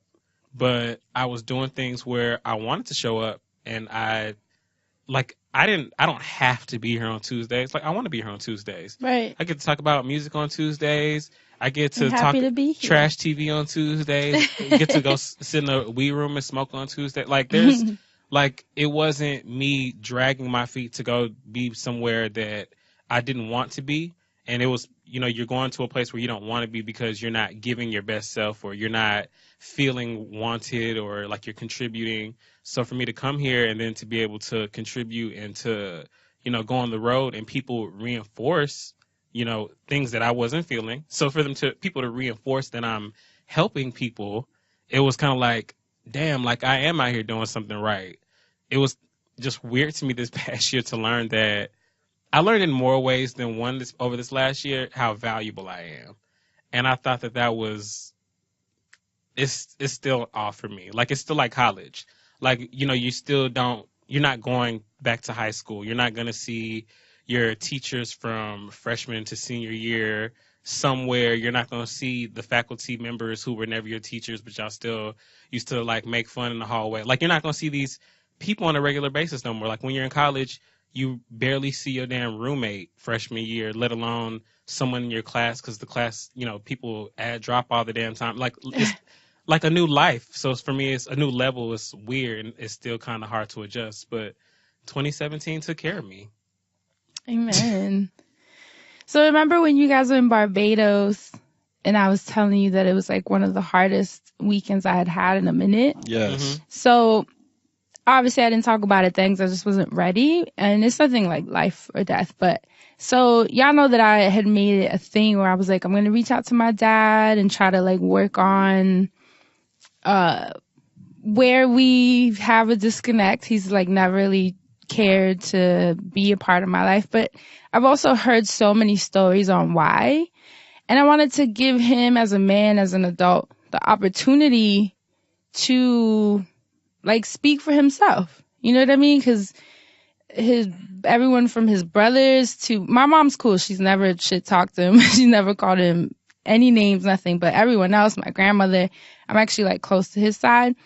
They've always been like, he's shitty, da da da. And I was like, I don't know that. I don't know him. I don't know what made him move and completely cut everyone off. Like, I don't know. It could have been something traumatizing. Me being me, I'm a big proponent of let people speak for themselves. Let me learn by experiencing myself. Mm-hmm. So I reached out to him really lovingly and was like excited, trying to not like be in his life again per se, but just really just have that conversation. Not even wanting him to apologize, nothing, just wanting to understand him as a human. Like, what happened that you like dipped like that? What happened that you've never come back? What happened that you had this double life? What happened? And do you know, when I reached out, he hit me back like 4 days later and was like, I'm not interested. I mean, I won't say exactly what he said, but he basically was like, I have no interest. And that was, huge for me because I feel like it played into that episode we had about letting go of stories. And I felt like 2017 was like tying up loose ends of things that I had been holding on to, kind of trying to figure out, trying to understand. And it was a year of like, some things are not meant to be understood. Some things are meant to be left alone. And I will rack my brain trying to process, like I said, other people's lives and why they are the way they are and how it fits into mine. I think 2017 just told me to leave all that shit alone. And it tied into so many things with business, you know, and my personal life with like men I was dating. Just leave all that shit alone. If something doesn't want to come with you somewhere, if something doesn't want to come with you into the new year, with you into what you're creating, if an energy, a person doesn't want to be a part of something, you cannot try to convince them. You cannot try to sway them. You cannot wait around. You just have to let shit be and accept it and be okay with it, not judge it, not be angry, and just move on. And that was probably one of the hardest weekends because it was like, damn, you know, like how could someone Like, treat their that's it? child like that? Like, that's it. It's just, that's it. But it was good in a way because it's like, yeah, that's exactly it. That's it. Nothing else to discuss. Nothing else for me to figure out. Nothing to worry about. And I've been processing it, and it's ninja training, like we always say, ninja training, because if I have to process something to that level with my own dad, it's a tool in my kit now where I will be able to process that with everything else. So instead of me, like I tweeted the other day, why is this happening to me? It's more of me looking at it as, what is this trying to teach me? What is this trying to show me? And what is this trying to arm me with? And that's how I'm entering 2018. I wish I could see Dustin's face. You know, you done pulled out our heartstrings, man. You did. That was a rough weekend, but everything's good now. I processed it without liquor, without weed. That's right. without Sober. sex. Amen. Completely sober. Completely sober. I dealt with it. It ripped me up. I cried. My mom laughed, which I loved. She laughed about it. She was like, you know, it was sad. My mom was like, I wish I would have picked a better dad for you. You're so nice. Oh. And that's sad. She was like, you don't deserve someone like For that. You're real. so nice. You don't. I was like, thanks, Mom. It's okay. Lesson learned for the both of us. Lessons all around. So that's it. Hopefully those of you listening will take the time to answer these questions for yourself. It's just a nice, like, self-awareness, introspective way to end the year. A lot of the times we can be so hard on ourselves on what we accomplished, what we didn't, you know, who we lost, who we wanted, what happened. But sit, focus on the good, process the bad, and just go into the next year stronger than your last one. Do you guys have any last words before we move on? No, let's get the fuck on out of Dodge. Yeah, Frank. Let's just move on. You ended me like lemonade. I'm a little conflicted. So I'm Not lemonade. I don't know about that last part, but like It's life, man. it is. It's sad. While you were It's true. swimming, I was Mariah Carey wall sliding in my shower. Oh my God. Okay, so because you said Mariah Carey, this might not even be funny to you. I Mm-hmm. was watching Wildin' Out earlier, right? Wow, what a connection. Hey, well, you know they always make a Mariah Carey joke on there somewhere. Oh no, But- really? Yes. Oh I don't know which comedian it was, but his ass took me out. They were playing the improv game where they couldn't spit on each other, talk spit. So, you know, they each contestant has water in their mouth and the other one's supposed to spit out. Mm-hmm. And old dude came out, he said, I'm act like Mariah Carey on the Christmas special. And he sounded just like her. Oh, I saw that one. Yeah. What comedian? no. No, I I, saw love that Mariah. one. I will not laugh. Mariah, I'm a I lamb. saw that one. I have your back. It came on earlier Loyalty. Well, who got Team. up front? Because that's where the problem is. So let's move on to Stunt this double. week's And I wellness. love Mariah Carey more than anybody. That's why I'm so pissed off. So, but go ahead, friend. Let's Because I move just on. want better for her. I'm trying not to be judgmental. You know what I'm saying? You better take my lesson. Yeah, you know, I'm trying to 2018 Mariah Carey. You know what I'm saying? But I just can't forget about 2005 Mariah Carey. But that's okay. Yeah, ready to move on to this week's wellness segment? Yeah, sure. Well, my dad, Uncle Tommy. Oh, my Are you God. kidding This me? wellness segment brought to you by Tariq from Power. Season 4. You know what? When all that But shit the went fact that I down. knew he was walking by the lips. Exactly. Well. Can we do the TV segment right after this thing? Do you want to do a TV segment after this? Don't we normally? Oh no, we always go to music. Right. Gotta let me think about it, Sante. Tell my I actually dad. missed that show. Yeah, you would. You didn't miss Raina's birthday party. Oh no. Okay. Everybody miss Raina's birthday party. Oh, God, no. Raina miss Raina's birthday party. Hey, it's the truth. I told you 2018 we speaking in hard facts. So, Fran, what do you have for your wellness segment there? I'm actually going to make it quick and have it be fully integrated into the hot button issue, where my only suggestion is for you guys, like I mentioned literally 2 seconds ago, is to sit down, please. If you have to pause the show at this point, I think one of the things I've learned with doing my wellness retreat is that people actually don't take the time out to sit by themselves and be introspective, ask themselves questions. We're so distracted. It's hard. You have your phone in your hand all day. Or if you're a parent, you have the kids running around. Or if you're married, obviously your partner. If you can, I know it's not easy for everybody, but if you can, I would appreciate you to pause the show right now. Well, let me finish talking and then pause the show. Then you not know what you're doing. But pause the show, like literally pause the show. Even if you're at work, maybe that's a little hard because you're probably doing work. Hopefully you're doing work. Please take at least 10 minutes minimum of this moment and ask yourself the questions that we asked on the show. So I know you guys are going to tweet me like, what were the questions? Y'all don't know why y'all do that instead of pressing rewind. So I'm going to do you the solid. I'm not doing it. I'm not doing it. So please write these down and ask them to you. Ask them to yourself. What's the biggest life lesson you learned in 2017? What's the biggest lesson you learned about yourself in 2017? What's something you accomplished this year that you're super proud of? What's something you didn't accomplish this year that you're going to make sure to accomplish next year? What did you do in 2017 that made it a stronger year than 2016? And overall, was 2017 a good year to you? And most importantly, were you good to the year 2017? So ask yourself those questions, have a self-awareness moment, and I hope that all the wellness segments throughout the year have helped you as much as they've helped me, because everything I share obviously just comes intuitively, is based on what has worked for me, and that's the only perspective I have to offer, in hopes that you connect with it somehow. I thank you guys for all the comments and the feedback of this worked, this didn't work. It's actually really helpful.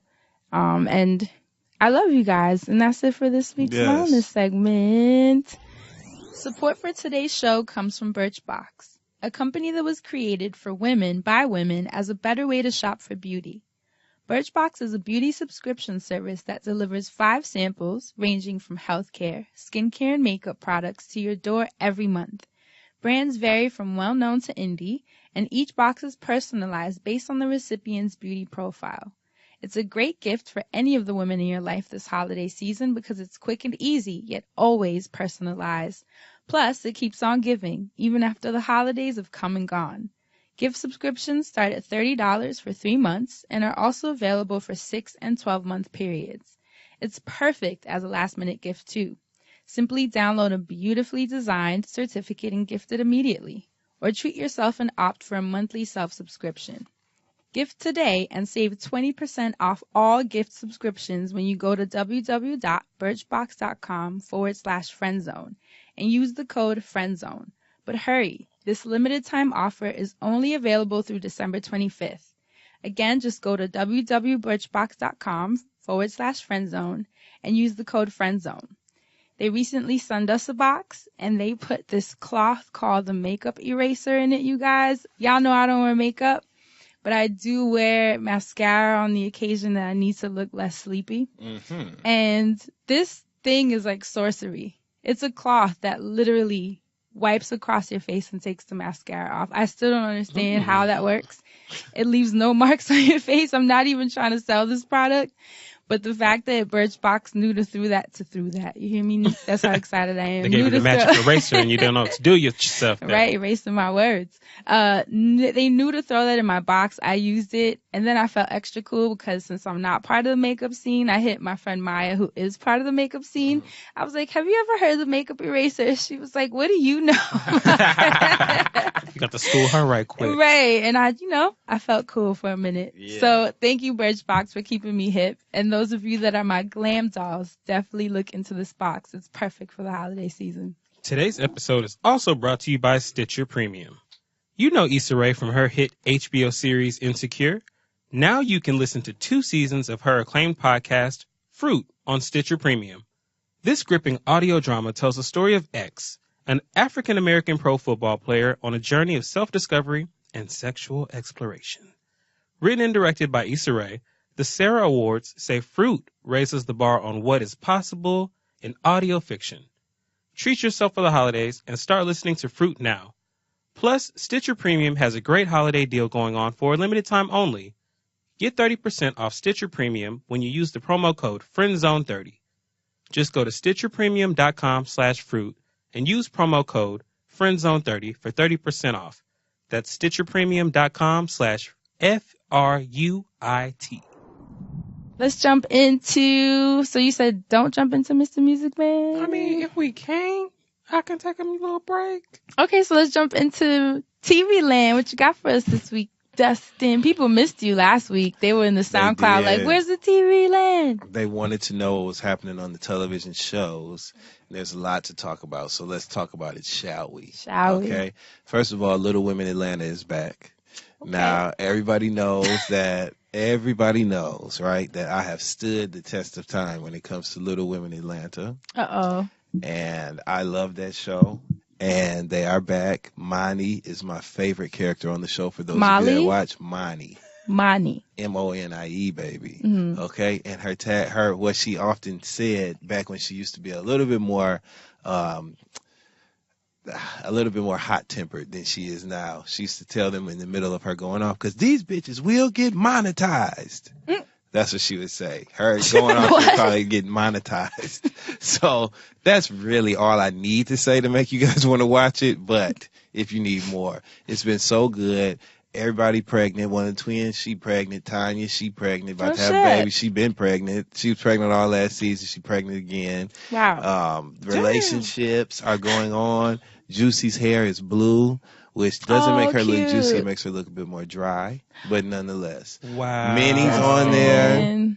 Minnie's on there. And she's still lying, getting in the pool, and now she's saying how she's going to go for this surgery to lose weight and all this other stuff, which, Minnie, Minnie, what difference do it? But anyway, Minnie she's ridiculous. But the show has been amazing. I'm most interested in seeing the relationship between Minnie and the twins. For those that watch the show, one of the twins moved back to Atlanta, and Minnie went over to visit her home before her identical twin sister did, and she was mad about it. Minnie has a pattern of inserting herself in their business, and as long as the spotlight's not on her, she doesn't mind digging. So I know that that's not going to last too long, and I'm interested in seeing how that's going to turn out. Speaking of turning, if we switch the channels on over to Bravo, last week the ladies of Married to Medicine went to New Orleans, Louisiana for a girls' trip. Girls Black Girl Weekend, Magic. Themed to Black Girl Magic at the hands of Dr. Simone, which I thought was a very broad theme to choose, but hey, it worked for her. I love it. So they go to New Orleans. Everything was peaceful and harmonious, and they were having such a good time until who shows up? Mariah. For those of you who watch Married to Medicine, you know that Mariah was the nucleus of season 1, and she's actually also the person who put this cast of women together and brought it to the network for it to be sold as a television show. So she was responsible for that. She has a vanity title of executive producer, which they show after they showed all the other people that's executive producers, then it says Mariah Huck. So it's simply a vanity title, but okay, she's really not even on the show full time. The show has literally outgrown her. But they keep bringing her back in when they want, guess what? Drama. Bingo. Drama. because that's all she's good for. And so seeing her interrupt, Married to Medicine did what I often talk about on this show. Quad, Simone, Jackie, Toya, and Heavenly, right? The 5 of those women are all friends in real life, outside of the show, outside of the cameras rolling. They're constantly together. And you see it all over there. You know, if you want to be on their social media, you'll see it. You see it in pictures on the blogs, everything. They're legitimate friends. So watching them interact on the show is entertaining enough because they're funny. They know each other. So their timing is at a certain place. They can discuss matters of the heart and it doesn't feel forced as if, you know, the gods that be or the powers that be and Mona Scott Young or whoever told them, you know, talk about your marriages. You know, it's not like that. It's an authentic, real conversation, which is sufficient. We really didn't need Mariah to come on and disrupt that. And as soon as she entered the frame of the fucking television, here we go with the drama. Well, I just want to know where I stand with these ladies, and is they gonna apologize? Am I gonna apologize? It just became so trivial, so messy, so not important, so non-substantive. It was just horrible. And it just proved that Mariah really isn't worth anything to this show, and she's only there to stir the pot. So to me, you know, it's just shit, and the more you step in it, the more it's gonna stink.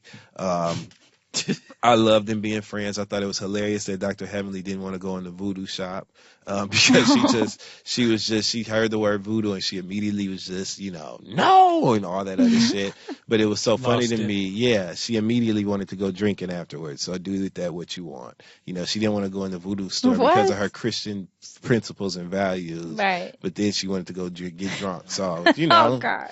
Time and place, I guess. But that was good to go. Real Housewives of Atlanta, Georgia. Let me say this. Seeing Nene cuss Portia out and make her cry, that was hilarious. Portia is a person who deserves it. Portia can say that, you know, she wasn't really at fault for what happened last year with Kandi and the rumors that were pitted against her. She can say that, and I said pitted, not put it, for you motherfuckers that's listening, gonna try to comment in the comments saying, what the hell is put it against? I said pitted. That was an I, not a you. Anyway, Portia can try to avoid assuming responsibility, but it's all on her.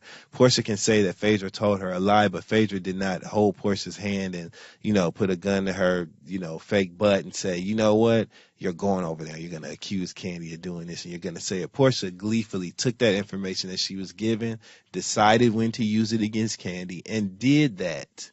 That was an action on her behalf. So just like Lenithia Monique Leak said, you deserve some discipline for what you did to Kandi. Now, where Nene is dropping the ball is she's relying upon her defense of Kandi to be her contention with Portia, and it's really not about that. It's really because her and Portia are two people who cannot stand to be criticized and cannot stand for people to tell them, offer them any sort of corrective action or whatever. So at the reunion 3 years ago, when Nene told Portia she needed to stop fist fighting on camera, because that's basically what she said, Portia immediately took offense to that. Their friendship was one that only worked if they were both bestowing praise upon each other or whatever. They can't have a conversation about faults and shortcomings, because once either one of them receives that from the other one, there was going to be a problem and conflict, and that's exactly what we saw. That simple comment was enough to make Portia get attitude right there on the reunion when Nene said it. Nene then couldn't believe the audacity of Portia getting an attitude with her, so now they're not talking, but they're talking to everybody else about each other. And so now it's a huge rift, and it's all because they're both really immature. I love Nene to death, and there are things about Portia that I like. I'm clearly on Nene's side, though. But, you know, it is what it is. They're just immature, and it was a toxic friendship in the first place. So that's how we arrived at that table when Nene was cussing Portia out and told her, no, you the one that's in anger management. Okay? And then she told Portia, you shouldn't even be here, which was hilarious to me. I don't know if you caught that, but I love that part. So that was great. I want to say this, though. Cynthia is having a great season. They can get mad at Cynthia all they want. Yep, she's having a great season.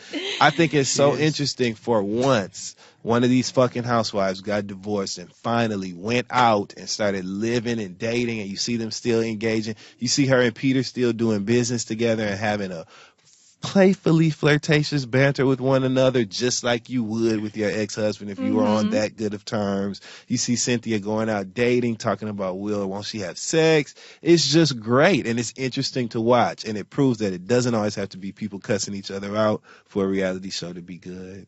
Nice. That's it? I got one more thing to say. And I really wasn't going to say anything about this because I usually mind my own business. But on Love and Hip Hop New York. Are you going to talk about Remy Ma and Papoose' Christmas special? Mm-mm. They have a Christmas special? Mm-hmm. Like a spinoff? Let me ask you this. Did you see Papoose' kids? I did. Okay, that's all we need to say, right? Because you clocked it too. I clocked it. I don't even have to say what was clocked. Everybody listening to this show at this time that watched that special. Did you watch Remy and Papoose? Okay. Everybody that is listening to, everybody that, and this is how we about to play this. Don't you say a word. We're not making fun of kids. No. Oh, okay. No. We are not at all making fun. Not at all. I literally said nothing. All we gonna say is that we all clocked it. Oh my That's God. all Are you about to make me watch this to see what It's only going to take 10 seconds. But yes. So shout out to Remy Papoose' Christmas special.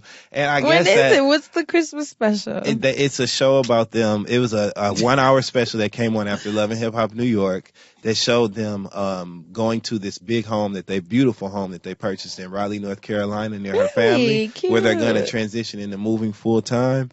Remy is undergoing IVF treatments. They're trying to have a kid. Oh my goodness. And so she basically brought all their family, and Papoose as well, I should say, brought their family to this big home for the holidays for Christmas to have like a family dinner. Is this a setup for No. a potential show? But it may be because baby Vincent Herbert is managing her now. So now we're getting to see. I mean, we are down a full court life. We're getting into the personalities of Remy and Papoose. Oh, so I think cute. that that leads into opportunity. That's whatever. what I'm saying, yeah. So I think they are setting us up for that because hell, records ain't selling. Fish don't fry in the kitchen, beans don't burn on the grill. Records ain't selling no more. They're not. So you have to have something else going on as an artist. And I mean, this is Remy and Papoose extending their brand, which I'm happy to see. I just, pick a side. But anyway, let me say that what I said, and then I just want to move forward with Love and Hip Hop New York and just say that I really did not like the scene between Trent and Jonathan on Love and Hip Hop New York. Which one in particular? None in particular, but I did not like that. I felt like it was forced. I know Trent, you know what I'm saying? He's not a bad person at all. So watching that go on, it was just really weird. And he purposely avoided like the conflict, and he literally walked away from an argument on the show. But watching the other things that were being said, it was just very, I don't know. Just more people on TV, and both of them are so gifted. Like Trent is a singer, Jonathan's a super talented makeup artist. They just have so much more to show than two guys arguing on TV about, something that obviously wasn't that legitimate or substantive in the first place. So it, for me, was tiring to watch. Like, I don't want to see them do that. Trent could be singing, Jonathan could be doing all kinds of shit with his brand as a makeup artist. You know what I'm saying? Like, they could have been showing so many other things than them arguing about a fake profile on a gay dating hookup site. Like, I'm over that. You know what I mean? Show something else. So that's all I want to say. And I'm being nice, right? I don't even know who these dudes are. Okay. Right. So many new characters. Right. I got one more thing I want to say. Get it out your heart. Go ahead. The people want to hear it now. I just can't take this whole formulaic shit when it comes to like approaching these reality shows. There was a scene on Love and Hip Hop New York where Mariah Lynn, Bianca Bonney, have you seen her new Bianca body? who? Bianca Bonney. Oh, I think you said Bianca Body. No, but there is a Might as well Sophia be. the Body, Okay. and it's a bunch of nobodies too. But Right. it was Bianca Bonney, Mariah Lynn, and Cayenne, another rapper. They were all Mariah Lynn got her titties done, and so she wanted to have a pajama party, which she had on pasties and panties, and Bianca had on, lingerie, whatever. Beautiful, whatever. The titties look good. Titties. I mean, titties was. She went to see Dr. Miami. Yeah. Yes. Yeah, not Dr. Fort Lauderdale. So, but it was just Mariah had on a green wig, and Bianca had on a blue wig, and I'm gonna have this wig and I'm gonna have titties, and it was just like there was literally a sheet that said, okay, pick one of these 3 wigs, okay, pick these outfits, okay, talk about this, okay, wear these earrings. And another thing, I'm so tired of them. This is where the country comes out. I'm so tired of these girls wearing like school dance jewelry with club outfits. Like, I'm tired of them wearing like what's next? They gonna walk around with corsages and boutonnieres and shit on top of Hervé dresses. You know what I'm saying? Like, What do you mean, like the drop just earrings? really drop earrings, opulent, really like formal wear prom jewelry with like a bandage dress and a blue wig with black roots, so it's not as harsh, and contacts and nails, and it's just all too. I feel like there's a look now. It's like standing in front of 30 people with BB guns just shooting at you at the same time. That's what it feels like watching these scenes. I'm sorry. So now, what do you got, Mr. Music Man? How do you transition out of that? Is there anything else we need to talk about that came on TV? Seems like I'm missing something, like a special or something that came on. Well, there was Taraji's Christmas special. That was excellent. There's excellent. Nothing to say other than watch it. It was amazing. Yeah. Shout out to Faith Evans. Shout out to all of them. Yes. How do I not know about any of this stuff? I didn't know about it either. I just saw it was on. I was like, this is amazing. That's crazy. Like, Sierra was up there looking good, singing. I'm like, what? Right? I want to say one more thing about TV, and then I'm really going to pass this over. You do not have to pass it over until you're absolutely ready to be done. Right? There's a show. I've said this already. Then I get yelled at, and people think that Dustin cuts they himself think it's short. friends They think saying, it's my fault. Y'all can't have no fun. Ain't that? Which is why y'all need to mind your business. But anyway, there's a show that comes on TV One. I've talked about it before. 9:00 Monday through Friday. It's called Sister Circle Live, right? Yes. It's a panel talk show. Side note, when Drew tweets, is anyone coming with me down to the circle? Every morning. We're morning. Hooked. We are hooked. Die. They read our tweets on the show and shit. Like, we're hooked. My God. So they do that in a segment called What the People Say at the end. But anyway, Drew and I watch this show. It's Selena Johnson, Rashawn Ali, Quad Webb Lunsford, and Kiana Dancy. She's still on there? Who? The last one. Yes, and that's what we're about to talk about. Oh. Because I've reached my peak. Here's why. I can't stand no Me Too ass motherfucker, right? I can't stand nobody who, and I ain't talking about the hashtag before y'all start. I'm talking about the real, you know what I'm talking about. Yeah. Mr. Me Too. Right. So every day on the show, everybody has their own personality, their own style, and what they bring to this panel, right? Quad started doing something every day when they introduced themselves. I'm Selena Johnson. I'm Rashawn Ali. I'm Quad Webb Lunsford. I'm Kiana Dancy. Quad started saying, I'm yours truly, Miss Quad. That's how she introduces herself. Everybody knows she's Miss Quad. Everybody knows that's her name. She was the only person on the panel that did something different when it was time to introduce themselves. And as I'm watching the show, I'm noticing more and more that, like, Kiana adds on to whatever somebody else says just for the sake of contributing to the show. Here's an example. So Quad does this. It's witty. It's catchy. Everybody sees it, right? Whatever. The next day, Quad says, I'm yours truly, Miss Quad. And what do we get? And I'm the Kiana Dancy. And then she busts out laughing, and everybody's sitting there. Quad flat out says, did somebody tell a joke we didn't hear? Oh.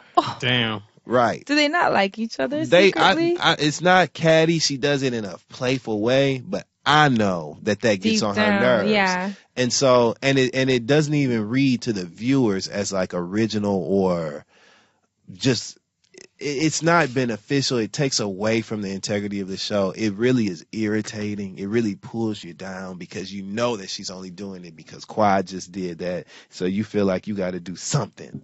And add on something. And instead of just, you're a comedian, come up with some jokes. Do whatever you do that's your thing. But let Quad live in that space and everybody else live in their own space because it throws off the chemistry and the overall rhythm of the show. And it's so hard to watch. She does it every day. She gets combative in the full circle segment where they go a little bit deeper into the issues. The other day, she flat out told Selena Johnson, I gave you your time. I gave you your time. And it's never like an anxious retort. It's never like anything with fuel behind it. It's always very passive aggressive. And they smile and they cope, but you can tell that she's making it hard for the rest of the girls on the panel to work.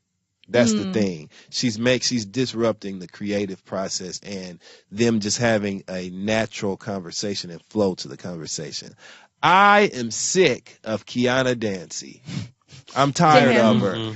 They did a whole dating Dancy segment where they had these men come on, two of the worst possible candidates you could pick to go on dates with, whatever, but they brought them on. She just has no life, no life in the scenes is what I'm saying. No personality and that's all cool, but when you start doing things that are like malicious in intent to the other hosts and getting smart and being passive aggressive while they talking on their panel, just kills the vibe. it just kills the fucking vibe. And for you to be able to kill the vibe of Sister Circle TV, that's a sharp knife.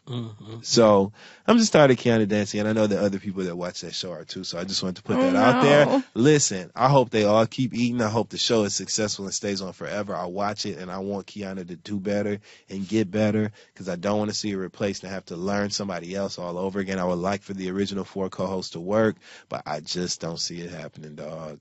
Damn. Well, maybe she'll hear this and take some notes. This week's episode is also sponsored by Zola. Now, Zola is the wedding company that will do anything for love. They are reinventing the wedding planning and registry experience to make the happiest moment in our couples' lives even happier. With over 500 top brands and 50,000 gifts, experiences, and cash funds, Zola Registry has everything you love about your favorite department store, plus things like honeymoon funds, fitness classes, wine subscriptions, chitlin loaves, and so much more. It's so easy for couples to use and their guests. Plus, the friendly customer service team will go above and beyond, from helping you pick out the perfect blender to walking your grandmother through the registry, which usually involves holding a dry hand. And with Zola's top-rated app for iPhone, iPad, and Apple Watch, couples can manage their registries on the go. And over 300,000 couples have just done that. Best of all, I will continue moving on with this ad as if I did not just make an error and let you know that your Zola registry automatically integrates into your Zola wedding website, so guests can seamlessly shop and get all the details they need in one place. Now, I don't plan on getting married, but if I were inclined to ever do the double ring thing, okay, I would use Zola, because what I don't have time for is getting gifts that I can't do anything with. I don't need no damn fruitcake box.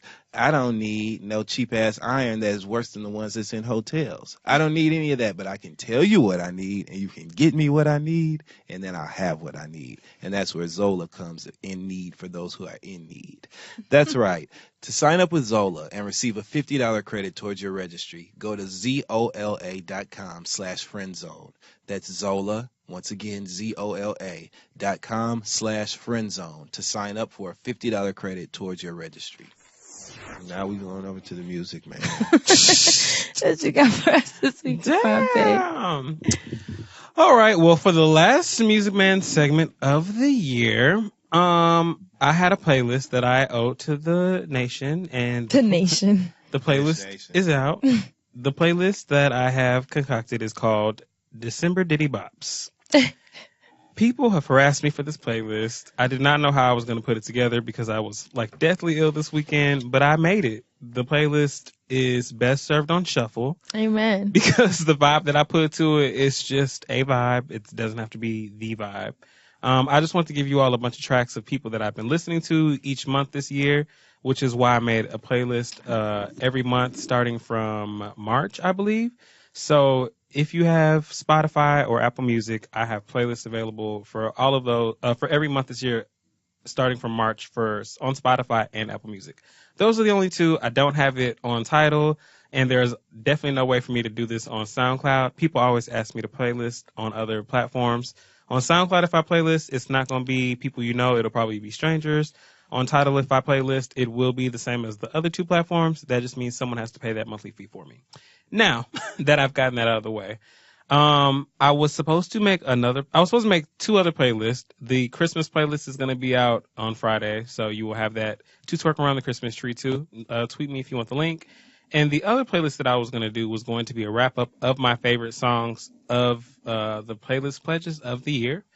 Because Spotify decided to do a really cool thing which Fran was telling me about a couple weeks ago, where they gave me the top songs that I played all year. So cute. The top songs that I played, and I went through the playlist, they're all songs that I played on a playlist pledge. So I'm going to make that public, and there are already 7 people following it on Spotify. Nice. But I'm going to make it public on Spotify, and I'm going to try to recreate the playlist or something similar on Apple Music. That way you guys will just know what the fuck I've been jamming to for the whole year. The playlist is 6 hours and 16 minutes. Oh, damn. That is all of the music that For I've been. a whole work day. I mean, you have more than enough, so you just should not be harassing me. Better be some finger snapping and some asses dropping. I mean, I'm just saying, there should be no reason to bother me for a playlist after these 2 playlists that I will be dropping, and then the Christmas playlist at the end of the week. With that said, new, fresh, and out, NERD's project came out. Yay. Thank God, no one ever really dies. They just dropped their project. There's features from Gucci Mane, Rihanna, obviously, the Future song, obviously, Kendrick, Andre 3000, and another Kendrick feature along with MIA, and Ed Sheeran, all featured on the project. Right. So random. So random, but you know Ed Sheeran, he be about it. So hopefully that's gonna be something. Do you like it? Yeah. I'm seeing so many people saying that it sucks, and I'm like, Because am I tripping? Because people were listening for, and you know what? I knew this was gonna happen when the Lemon record dropped, and everybody thought that it was hot. You know, Rihanna's part is the hottest part of the song, obviously. But when people said that, I said no one's gonna fuck with the NERD sound no more. They're gonna act brand new, and they did. I feel like NERD makes like a specific type of like party music, but it's still like some sort of like conscious undertones and like a lot of shit going on. But there were a lot of mixed reviews of this project. Yeah, but I saw more like negative reviews than anything, and I think people forget that NERD has never been mainstream. Ever. I don't think they've ever even charted. Ever. NERD ain't the Neptunes, and that's where people get it fucked up. Right. They anticipate That they expect Neptune sound, their from production NERD. for like Jay-Z and other artists, yes. But them as a group, they've never, I don't know if I'm correct in this, but I don't think they've ever even charted. Well, on that, I mean, not as a project, but on that, what was the project before the last one where the CD was red? That song, Maybe, I feel like that one was like a hot I one. don't remember what it was called. Because that was when they were still doing like a TRL time. Yeah, I love this project. I was playing it at the hotel. Me and Jade had a hotel, and I was blasting it the whole time and jamming. I loved it. It's just NERD. I mean, I don't know what people were expecting. I love it. Did you listen? These are the same people that fast forward Lemon to Rihanna's part. Right. You know what I'm saying? Got you, yeah. So like they don't like the beginning. They don't like that fast beat. Right. They like the don't. They like that shit. So, Right. I liked it. I'm trying to see. They had one song. I think it was called. Wait, this isn't. I'm trying to look at the. Sorry, I'm trying. Oh, I think it's called ESP. That I liked. It's probably my favorite. Featuring Jamel Hill. Oh my God. Really? Yeah, Really? I think that was outside of Lemon. That was probably my favorite. There's some jams though. I like the song with Conway Twitty. In addition to NERD dropping their project, Chris Brown decided to drop 12 more tracks with the Heartbreak on a Full Moon. What is that? Deluxe edition. Cuffing 56? season 57. 57? Oh my God. Yes. So the project is 3 hours and 18 minutes long. Oh shit. I said, I'm not about to listen to all that again. I'm literally never gonna finish that album. Never. I'll never finish it. I want to listen to it. I skipped through. Look, you know, There has to be some gems in 57 There are. Look, there tracks. are. Come on. I gotta find them so too. out of the 40 something, there were at least 10 or 11. So if That's a lot. That's what I'm saying. So if he dropped 12 more, you know there's some more, but I don't know if I have the time to do that right now. That's what I'm The saying. fact that I found them 12 still, mind you, I'm still listening to tracks from Royalty. Was it Royalty? Yeah, because that's the Not baby name. Loyalty. Look, Kendrick, you know, he re-dropped the damn thing. I'm all fucked up in the game. Y'all, we're going on vacation this week. We can listen to this album. We'll have it reviewed. You're like, we could. How full is the moon? I know he said heartbreak on a full moon, but goddamn. Jeez. Oh. I'm looking through. So basically, whenever I do the new releases, I talk about some of the things that I'm listening to, but I normally do it from Apple Music. Mhm. I'm actually scrolling through the new releases on Spotify, so it's messing me up a little bit. Like I was just like, the Pitch Perfect 3 soundtrack is out. Oh, no. I don't know if you guys ever got into them, but Brockhampton, they dropped Saturation 3. They dropped 2 Saturation projects over the summer, I believe. So the fact that we got a third one before the year was over is nuts. It's about the same to me as Chris Brown dropping all his fucking music. They just didn't do it at once. So shout out to Brockhampton for that. And that is really all that I care to talk about over in the Music Man world. Videos, we didn't get into a whole lot of this year. Next year, I'm going to talk way more about music videos. I did at the What I beginning miss of the about year. Tidal, about having Tidal, I think they push the video content way They more. do. Well, after Tidal decided to do that, Spotify decided to implement their little whack video feature into the app, which I You did did not it. appreciate. Spotify, I say that with love. Y'all I need haven't to even take that noticed shit it. out. Spotify needs to take that shit out. Take it outside. Because when I'm playing playlists and they have videos in them now, if I don't have the app open sometimes or whatever, it might still play or it might not because it might think it's a commercial and my speaker don't be doing all that. Oh, no. So I'm just like, this is wonky. I don't fuck with it. But I want to talk more about music visuals again next year, just because there's a lot of looks that come out when there's music videos. Towards the end of this year, we got to celebrate more of Cardi B and her looks in the Motorsport video. We got to see Nicki Minaj in the Motorsport video. I love Nikki's outfit in the Motorsport video. I did too. I loved her outfit. Very, very Sophia the Robot. Yes. Yes, and they should have had Sophia the Robot actually do her part in Motorsport. Oh, shit. I did like the look that she had in Motorsport. I actually really, really, really enjoyed Nicki Minaj's look in the Way Life Goes video for Uzi Vert. I still haven't heard this song. I keep forgetting. Can y'all text it to me? I don't know what it is every week. I'm like, Fred, damn I'm it. gonna play it for you in the room. Okay. Right when we leave, I got J Hud with me. I'm gonna play it for you. I'm gonna play the regular and That's I'm what he gonna calls play the his remix. speaker. Right, his J-Hud. speaker. It gets J so Hud. loud, like Jennifer Hudson. There was no reason for me to not name it that. But yes, along with music videos, I just feel like it's a different way for artists to express themselves. And what you might miss in a song, you might catch in a video. So I always feel like there's an importance that needs to be stressed in pointing people to visuals. I say that as I celebrate one who I always celebrate, Don Richard. Don always put out a visual, whether the visual meant just to give art, whether the visual meant just to express, or whether the visual just meant the culture needed it, honestly. She's done so much with like tech. She's done so much with just even plain old talent. Give that bitch a white backdrop and some heels and she'll dance her ass off. True. I just really appreciated everything that she has done, especially along with her independent journey. Like I feel like artists like Dawn and even Trina, when she she was mainstream, but when she goes independent, she still hustles and works really, really hard, and they still express themselves in these videos and these collaborations. And I just want to make sure I'm talking and highlighting all points of music, because music is so vast and wide, but it connects us on the smallest of scales. Indeed. So that is it here again over the Music Man segment, and this, unless I decide to hustle backwards again. No, that's it. With that said, I'm going to move on over to the Asking for a Friend. Hold up. They don't love you like I love you. Because I've been jamming to that Jeezy album Oh, since listen it came lately. Listen out. lately for the last time. Okay. I still haven't listened. I got to put a little respect on Jeezy's name because that Pressure album, baby, is cooking. Yeah. If you're a Jeezy fan, you will love this album. He took it back to...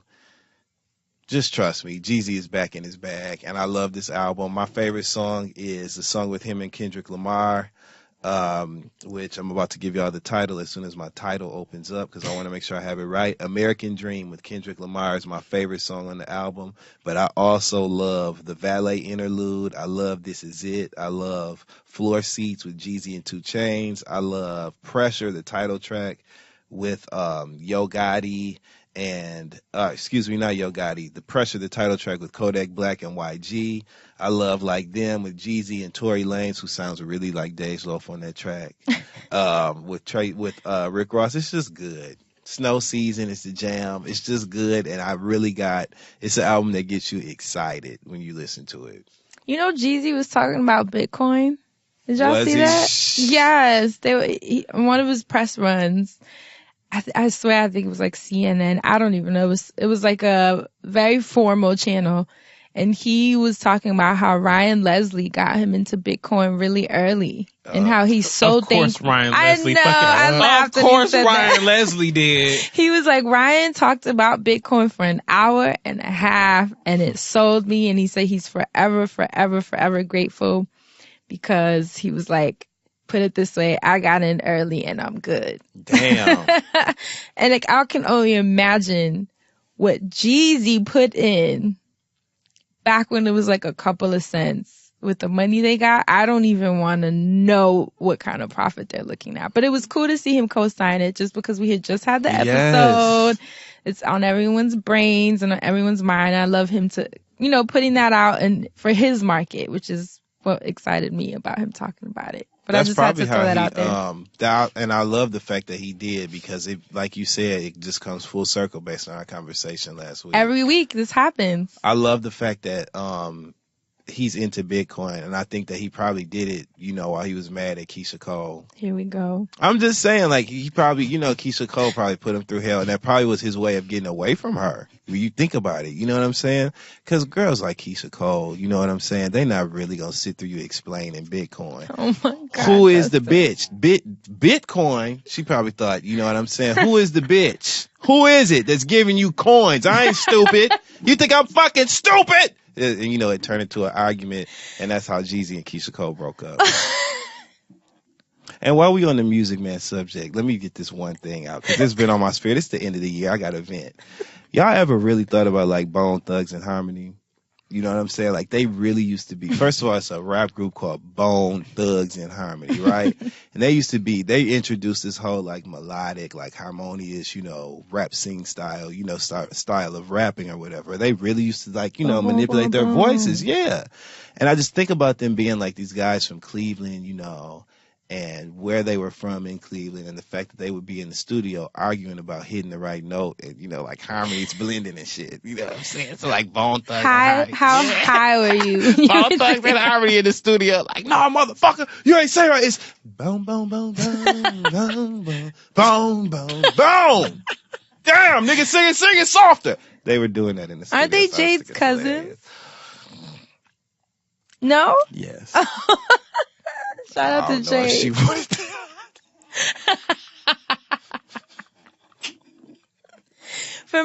For my listens lately, I've been listening to a lot of Tom York. Oh, I love Tom York. Right? The more you take, the more. I love Tom York. I don't know what made him come back around into my mood, but maybe it's the cryptocurrency talk, because, he has a sort of like, it's a computer. Yeah, it's like an industrial vibe to him. I've been watching Mr. Robot, researching crypto, listening to Tom York. It's been a mood, but I've totally fallen into his web the past week. Him and Bjork. So I'm on some next level shit right now. I love The They're a Eraser by mood. Tom York. That's my favorite That song. song, like, listen, y'all, And the if lyrics. you've never heard of Tom York and you want to get into him, start with The Eraser. The Eraser. Then it will set the tone. He is, and I was looking at his Spotify, and he doesn't get like as many listens as I thought he would. I thought he was like way bigger. I'm so shocked. I'm like, please, people, please stream his albums, his projects. He's amazing. He's a really, I love really that talented song. artist. I'm so glad you just mentioned Yeah, it. right? Bring it back around. So that's it. That's it for my listens That's it lately. for me too. Thanks again to Talkspace for supporting today's episode of The Friend Zone. Talkspace is the online therapy company that lets you message a licensed therapist from anywhere at any time. Can't imagine fitting another appointment into your life? Well, with Talkspace, therapy is as easy as sending your therapist a message. Send your therapist text, audio, and video messages, or even do a live video chat. No commutes, no leaving the office, and no judgments. Talkspace therapists are fully licensed and go through a rigorous screening process in addition to thousands of hours of supervised professional training. To match with your perfect therapist for a fraction of the price of traditional therapy, go to Talkspace.com/friendzone and use code FRIENDZONE to get $30 off your first month and show your support for this show. That's code FRIENDZONE at Talkspace.com/friendzone. Talkspace. It's therapy for how we live today. Okay. Asante. All right. As per usual, don't forget to email us at thefriendzone@loudspeakersnetwork.com. As per It's usual. the last time I'm going to be able to say it this year. So there it is. You guys got it. Mhm. The subject of this is help me help my cousin. Hey, friends. Go ahead. Well, read the name. Read who it's from. You don't got to say it out loud. See? Oh no. Temple. Hey, friends. Maybe y'all can provide me with some guidance. My younger cousin began seeing a guy that I highly disapprove of. Uh-oh. I knew him from undergrad and immediately told her about my hesitations. His persistency is relentless and kind of concerning. He had previously pursued a friend of mine who voiced her disinterest on multiple occasions for 5 uncomfortable years. He even offered to convert religions if that meant she'd accept a relationship with him. Long story short, he had difficulties accepting no for an answer, but thought she'd have a change of heart if he kept coming back into her life. Nope. Fast forward to this summer, my cousin brings him up and asks for my opinion. I tell her about the experience my friend had with him and let her know that based on my previous interactions, she should stay away. She should stay way the fuck clear. Of course, she didn't listen and eventually loses her virginity to this guy. Oh boy. I'm grateful to have a strong relationship with my cousin to which we're comfortable confiding in each other, but some of the things she's been telling me about him is making it difficult for me not to get involved. Shortly after they started seeing each other, he asked her if she'd want to have his kids. Mind you, my cousin is 21 and he's supposedly 27. They're in completely different places in life, so having a child now would impact her in ways it wouldn't him. Sound like they was in the same place for a minute. Oh my God. Well, he's done with school and in his career. She's not. He calls to check on her whereabouts, and if she doesn't answer, it turns into an argument. At one point, he was even trying to dictate what she could wear. He tried to pre-approve the outfit she planned on wearing for a travel trip. Like Mariah and her husband. Yeah. Never mind. Sorry. Damn, I lost my spot being messy with goddamn Mariah. My cousin puts up her fight and claims she's been able to nip some of the behaviors in the bud. But honestly, I don't feel like this is a situation that will get better with reinforcement. A couple of months ago, he accepted a job offer in another city. I assumed this was the end of them, but nah. Within a couple of weeks, she arranged to visit him. We linked up when she got back and she told me about the arguments they were still having. Here's the icing on the cake. This man had the nerve to ask her for a threesome. Oh my God. And when she declined, he went on to say that it was something that could happen with or without her. Not really if it's... I guess so if you replace. Oh my God. I was so disheartened to hear her messing with such an insensitive, controlling, and manipulative person. The red flags are clearly waving in her face, but she continues to ignore them. Oh, we talk about it and he apologized, or he's willing to change, he doesn't do that as much anymore. Honestly, I just want to tell her older brother and arrange for a good ass whooping. Oh no. But that's apparently unethical and I ain't a snitch. How can I get my cousin to see that she needs to remove herself from the situation? I don't want to jeopardize our relationship by constantly telling her to stop seeing this man, but I can see this escalating to a situation that affects her way more than it does him. And if she does decide to cut things off, I know his character won't accept it without a fight. Help me. You can't do anything. You already told her how you felt when she asked you. You told her his background or his history or the history of him and your friends. So she knows all that. In other words, she knows everything you're thinking. She knows everything you feel. And she doesn't care. And she has the right to not care. If she's still going back to him with all of these red flags and everything you've mentioned, that means she's not tired yet. And the only way she's going to stop is when she's tired, whatever that means for her. And what I've learned is that there have been a lot of shady dudes that I wasn't tired of because I needed to be dragged through the mud so that I could learn better for the next time. That was just where I was at, and that was what I needed to learn where I was at. So don't try to get in the way of her learning, because she's there for a reason. You did your best. You warned her, so it's not like it's not like anyone can say you didn't try. So that's my opinion. Dustin.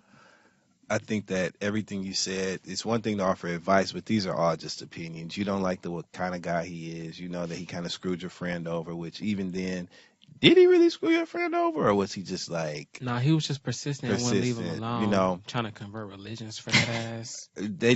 People been doing that forever. Like back in Harlem Nights came out in what, the late 80s, early 90s. Here we go. And what did Benny Snake Eyes Wilson say? I got a girl. Must be some mean, you know what, to make a man change gods. He said that back in that movie. So people been doing that for years. So my thing is just, really, it's none of your business. Like, all of these things are issues that she has decided to put up with. If she's sharing them with you, that's all she's doing is sharing them with you. She's not really asking you for anything. And you come off pressed. It almost sounds like you want the nigga. You know what I'm saying? So, like, because what did you say? Girl, he tried to get at my friend, and that's it. I mean, what are you know what I'm saying? Like, what are you telling her? So I just feel like all of these things are things that, like Fran said, she has to be tired of, or they have to be an issue for her. Right. She likes the argument. She likes him. She likes the sex. She likes everything. So that's what she's doing. Exactly. And she's 20 dumb years old anyway. You just said that. 20 dumb? 20 dumb. That's how old she is. So, like, you know, that's where she's at with that. She has to make her own mistakes. Or not even mistakes, really just experiences that she'll learn from. So she might not be dating him, you know, through a wise eye, but after him, the lessons that she learns from him, she'll date differently the next time. And just like your ass had to learn it, she has to learn it through experience. I think that you need to just shut your ass up. And if you're tired of hearing her talk about him, then tell her to shut her ass up. I mean, that's just really it. Just shut up. I hate to say it like that, but like, just like how your ass is tired of telling her that she need to leave his ass alone. She's probably tired of hearing that shit, number one. I mean, I'm sure he is too. If her ass ain't tired of arguing with his ass, and you're tired of arguing with her ass about his ass, then you just need to shut your ass up. They both need to argue with you. And I would say, no, they don't both need to argue with you. I'm just thinking that you probably are sitting here looking at her ass, just waiting for her to finish talking, just waiting. And then she's finished, and then you just like, girl, you need to leave his ass. And then she's like, bye.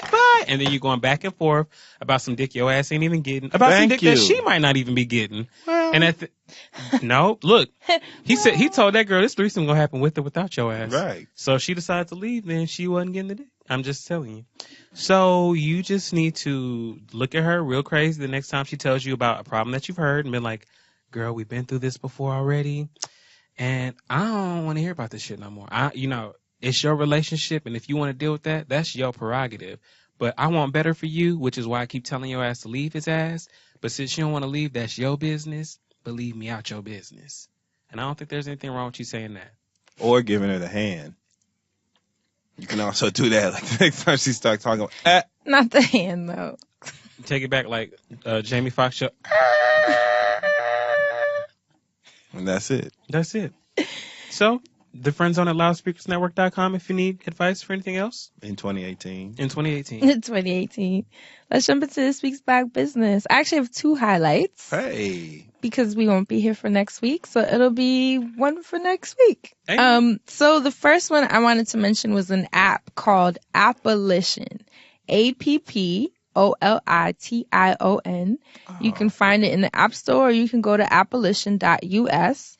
Now, what this app does is that, here's what it says. Defendants are 9 times more likely to plead guilty to a misdemeanor due to their inability to post bail, putting them at risk for losing their homes, jobs, and ultimately making them unable to defend themselves. So what this app does is that it automatically gives your spare change from everyday purchases to help prevent the detrimental impact this has on our community. So for every purchase you make, when you have like a couple cents, It'll take it, round it up, put it into the app, and it's then sent towards the bail of people who cannot make bail. Wow. Isn't that incredible? Yes. So it says it connects the debit and credit cards you use to make everyday purchases in less than 60 seconds. None of your sensitive information like card numbers, account numbers, and others touch our system. Just connect via online banking in order to create an encrypted connection that lets us know when spare change is available.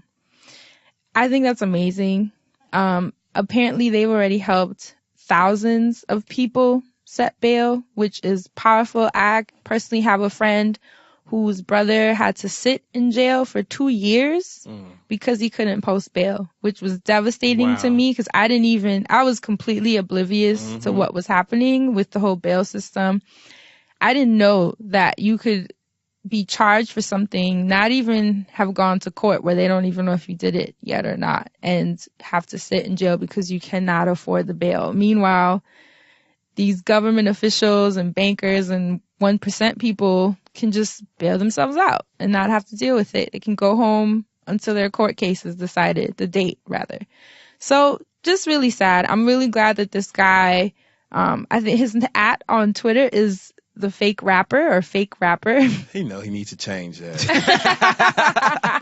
What happened to respectability policy? God damn, man. We trying to give you money, man. You might want to give a fake rapper no damn. Never mind.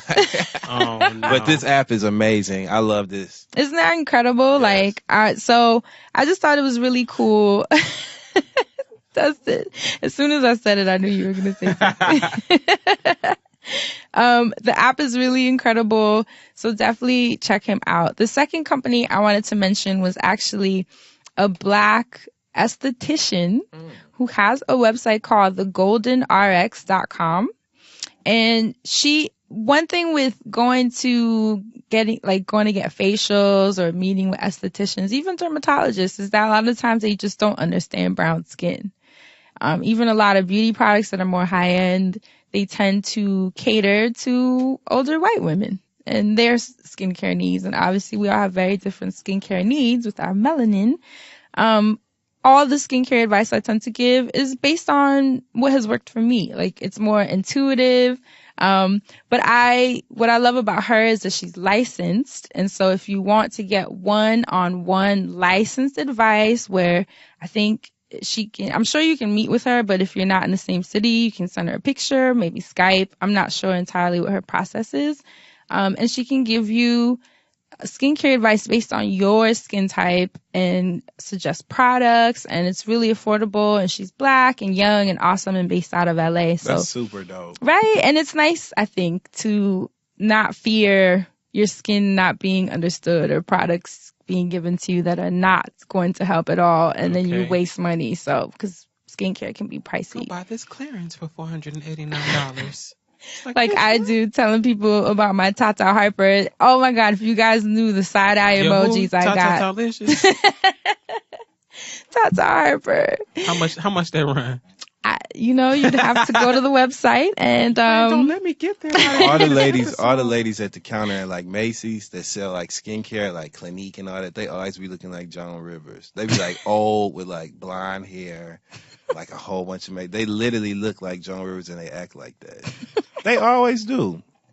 Clarence, Clinique. Mm-hmm. What else is over there, Asante? Oh, this is not that bad. Oh, damn! No, I'm just playing. I'm just playing. The day I've mentioned it on the show, I haven't laughed so hard. People were tweeting me like, "Oh, you crazy as fuck if you think I'm gonna pay this." I'm like, it's high end. It's more so everything high end. If you want to indulge a little bit, if you can do it, you definitely don't need this line. I was fine with my almond oil.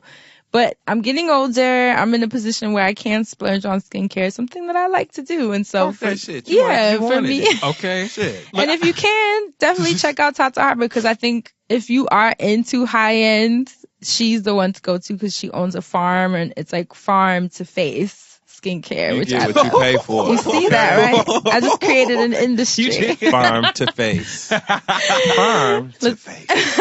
See, now my ass is gonna try to stick with my St. Ives for as long as I can, but every now and St. then Ives. St. Ives. But every now and Saint I. I was just fine. That's the good way of saying it. but then every now and then I dabble into the Kills. Yes, Get a little Kills. overnight order. Kills is like the gateway when you're like, I want to do better. That is Yes. exactly in the gateway. I'm stopping right there. I don't got no money. You're like, past that's my Kills. door. That's it. So once again, that's thegoldenrx.com. Hit her up. On Twitter, she is at LA Beautyologist, but she spells beauty, B-A-U, I can't even spell, LABEAUTYOLOGIST. Like I said, she's licensed. I got to give props to those who actually went to school for it because that's amazing. Yes. And so check her out, send her tons of business. And maybe she'll start a tour. I saw her saying she wanted to start a tour, which I was like, yes, That's tours. I'm here for all the tours. So that's it. Those are the 2 Black Business of the Weeks, and I hope you found them helpful. Do you guys have any church announcements before we get out of here until January? Nope. See y'all niggas next year. That's it. Mood. You know, let's close out with a I bang. can't stand you. I'm really excited. I partnered with some really great party hosts and promoters here in New York City for a New Year's Eve experience. It's going to be one of a kind. The event is going to be held at Row House right in Harlem. So it's going to be really excited. I'm really excited about being a part of that. So look out for that. It's an evening with Dustin on New Year's Eve.